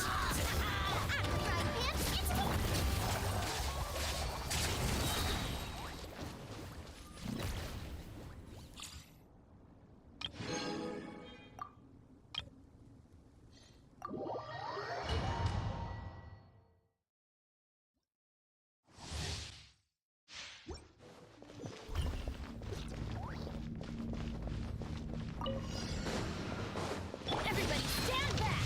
Ow! You're toast! Ring cutter!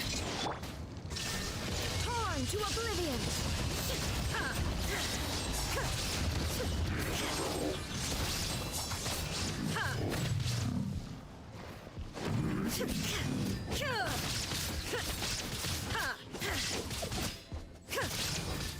Teamwork is dreamwork! Witness the power of Teyvat. Now you shall perish!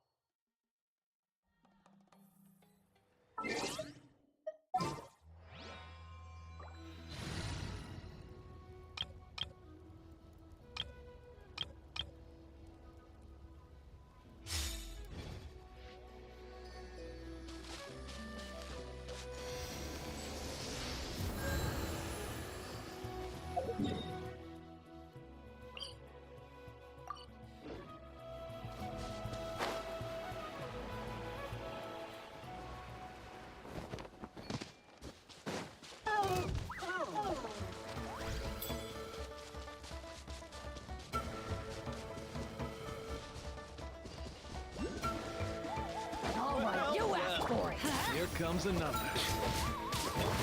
Booba, get them! Carving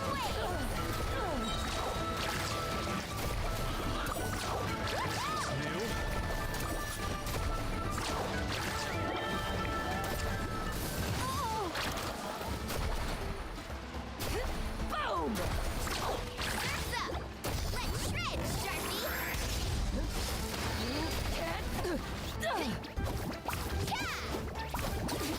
Good show.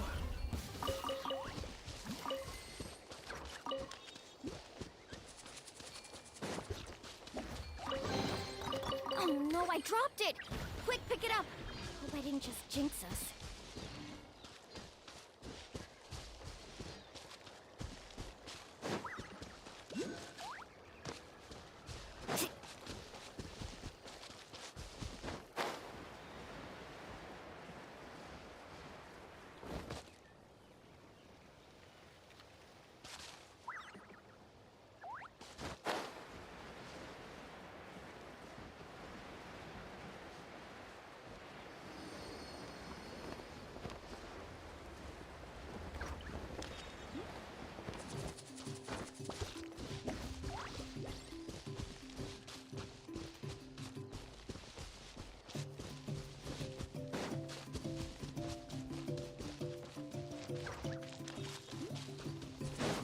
Come on! Show me your courage! Why do they never miss?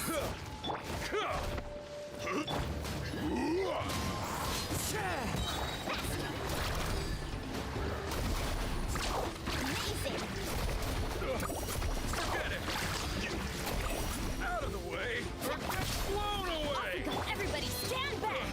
Booba, get them! As one with wind and cloud.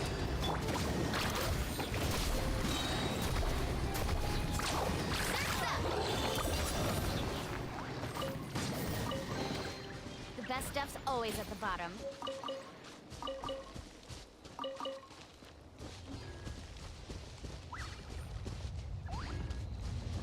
Let's ride!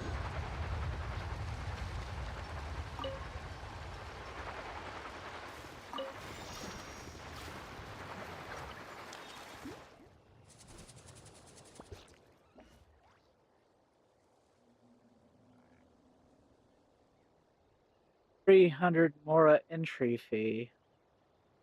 What? It's free if I beat you, right? Yeah, that's not how we normally do things. Process set by the Saurian Relics Association and cannot be negotiated.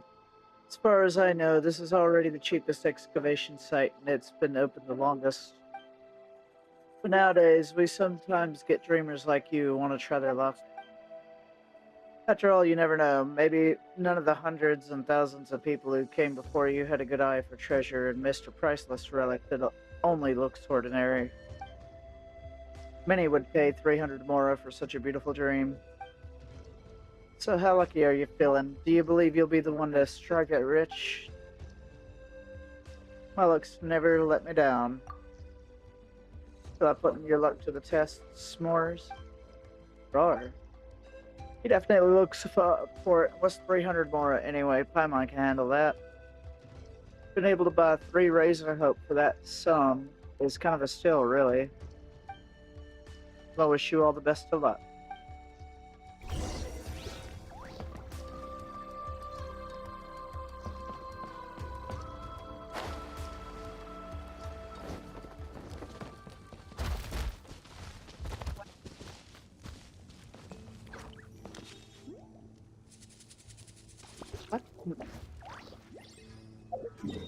I don't even know what I'm doing here.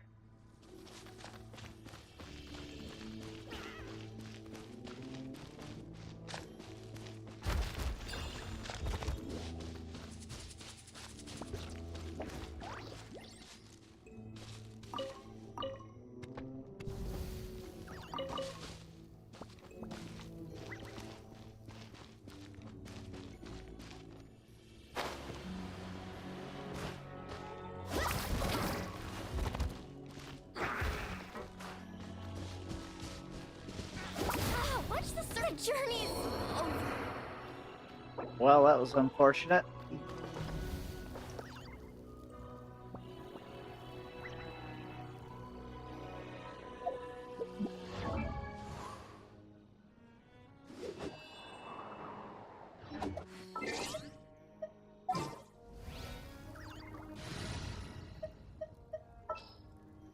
I have high hopes for the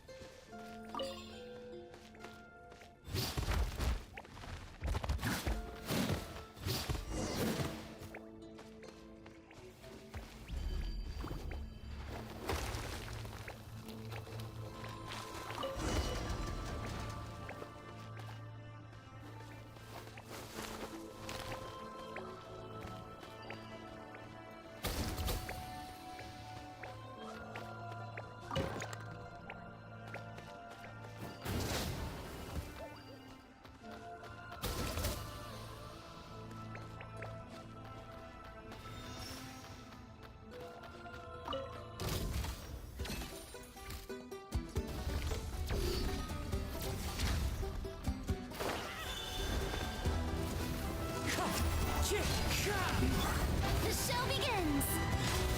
Let the world come alive. Froggy Pants, carving waves. Amazing.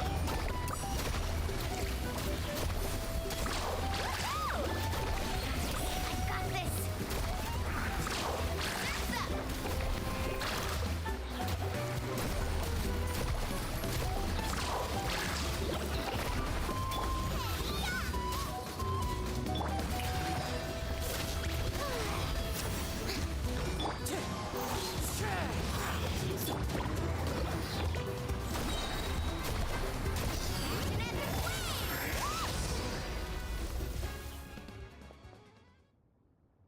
Or this little ball, it looks like it's kind of like a component or something. You like it?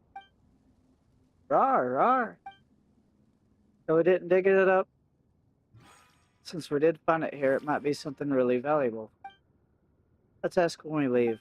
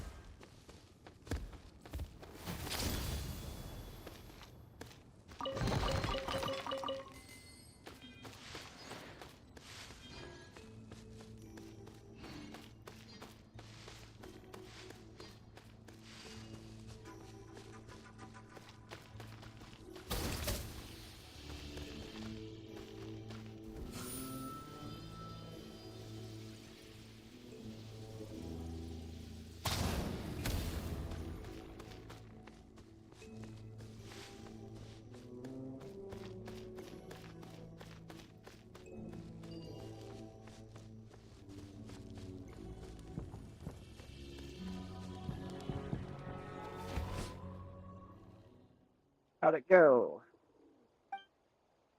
S'mores found this. Oh. Let me have a look.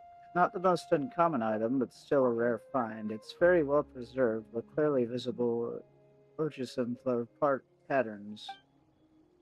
Yes. Would you be willing to part with it if I gave you 10,000 mora? Huh? Did we really find a priceless Saurian relic? Paimon just knew that s'mores was awesome and would bring us good luck. No, this isn't nearly as precious as you seem to think. For you to take it to the association headquarters for appraisal, would clock in at around 5,000 mora at most. Paimon's not falling for that trick. If it's only worth 5,000, why are you willing to pay 10,000 for it? That's because of the unique patterns on it. I'm quite taken with them. Though it may not be that valuable in the eyes of others, I'm willing to pay a bit extra for it. You may call me eccentric, but you could also say it's just the natures of a collector. Well, when you put it like that, Paimon gets you, and 10,000 is quite a lot compared to the entrance fee. So shall we trade it in for 10,000? Roar, roar. You don't seem happy about that, s'mores. Do you want to keep it for yourself? Roar, roar. Well, you were the one who found it. Since S'more doesn't want to sell, then we'll just have to keep it. Roar. Looks like you value s'mores far more than Mora. Naturally, he's our companion after all, but if we did find something similar in the future... Thank you, but a collector's passion is as fickle as the tides. It rises as suddenly as it might retreat. Perhaps I'll find myself obsessing over something else in the future, though I can't yet say what my new interest will be. Are you agreeing with her, s'mores? Oh, Paimon gets it. This must be the mutual respect and understanding shared by collectors. It is my honor to have been acknowledged by such a brilliant young Capitalosaurus. Still, even if we can't do business, it doesn't mean we can't be friends. Feel free to come find me if you ever want to talk about collecting. I won't keep you any longer then. Good luck.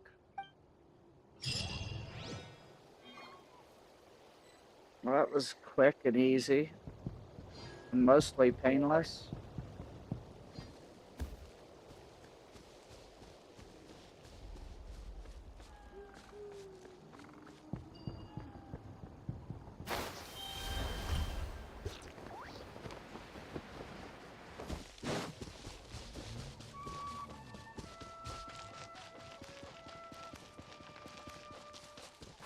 I thought I was about to be into a long drawn-out world quest. Like, not yet.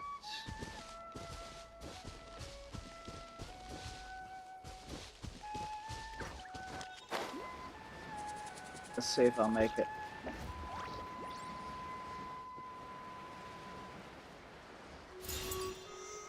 Nice.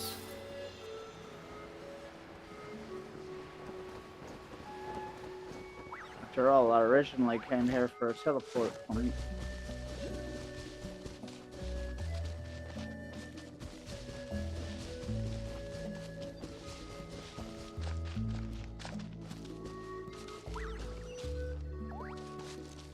Of course it's up there.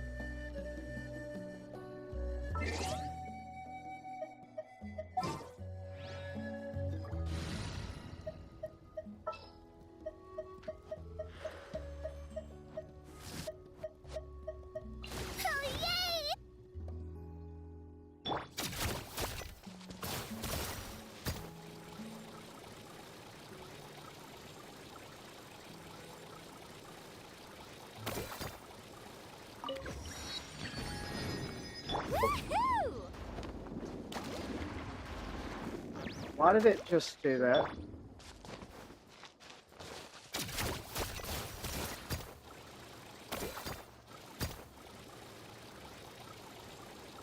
Man, I gotta climb all the way back up there.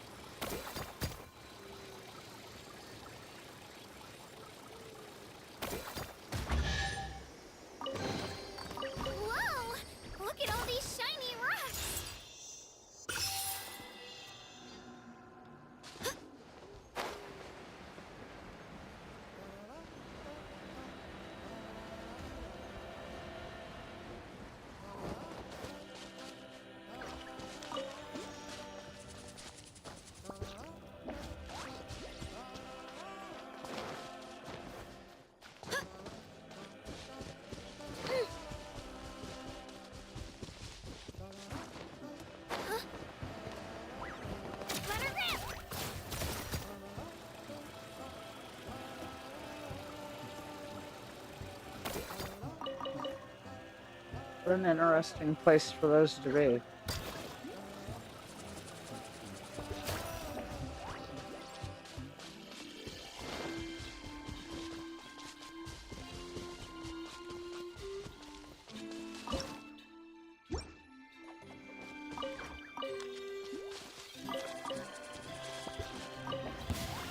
Let's hope you put up a good fight. Shabam!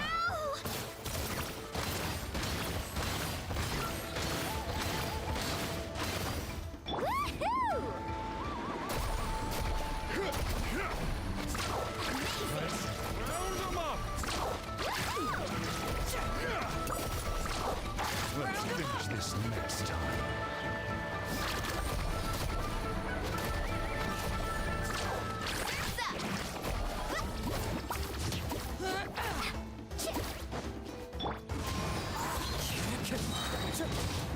Fallen leaves, adorn my night! Let's finish this next time.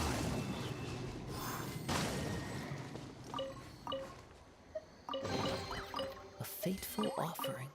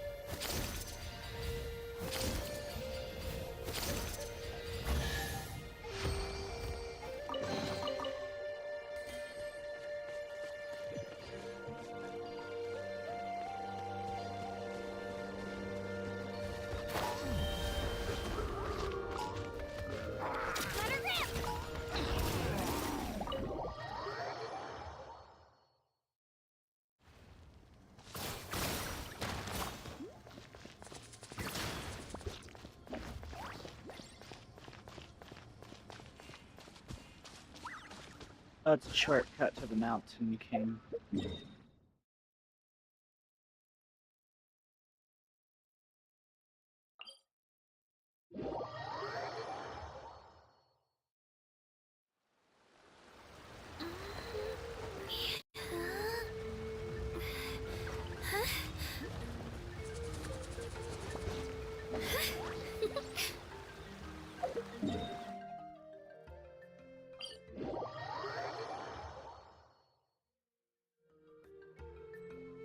Is it?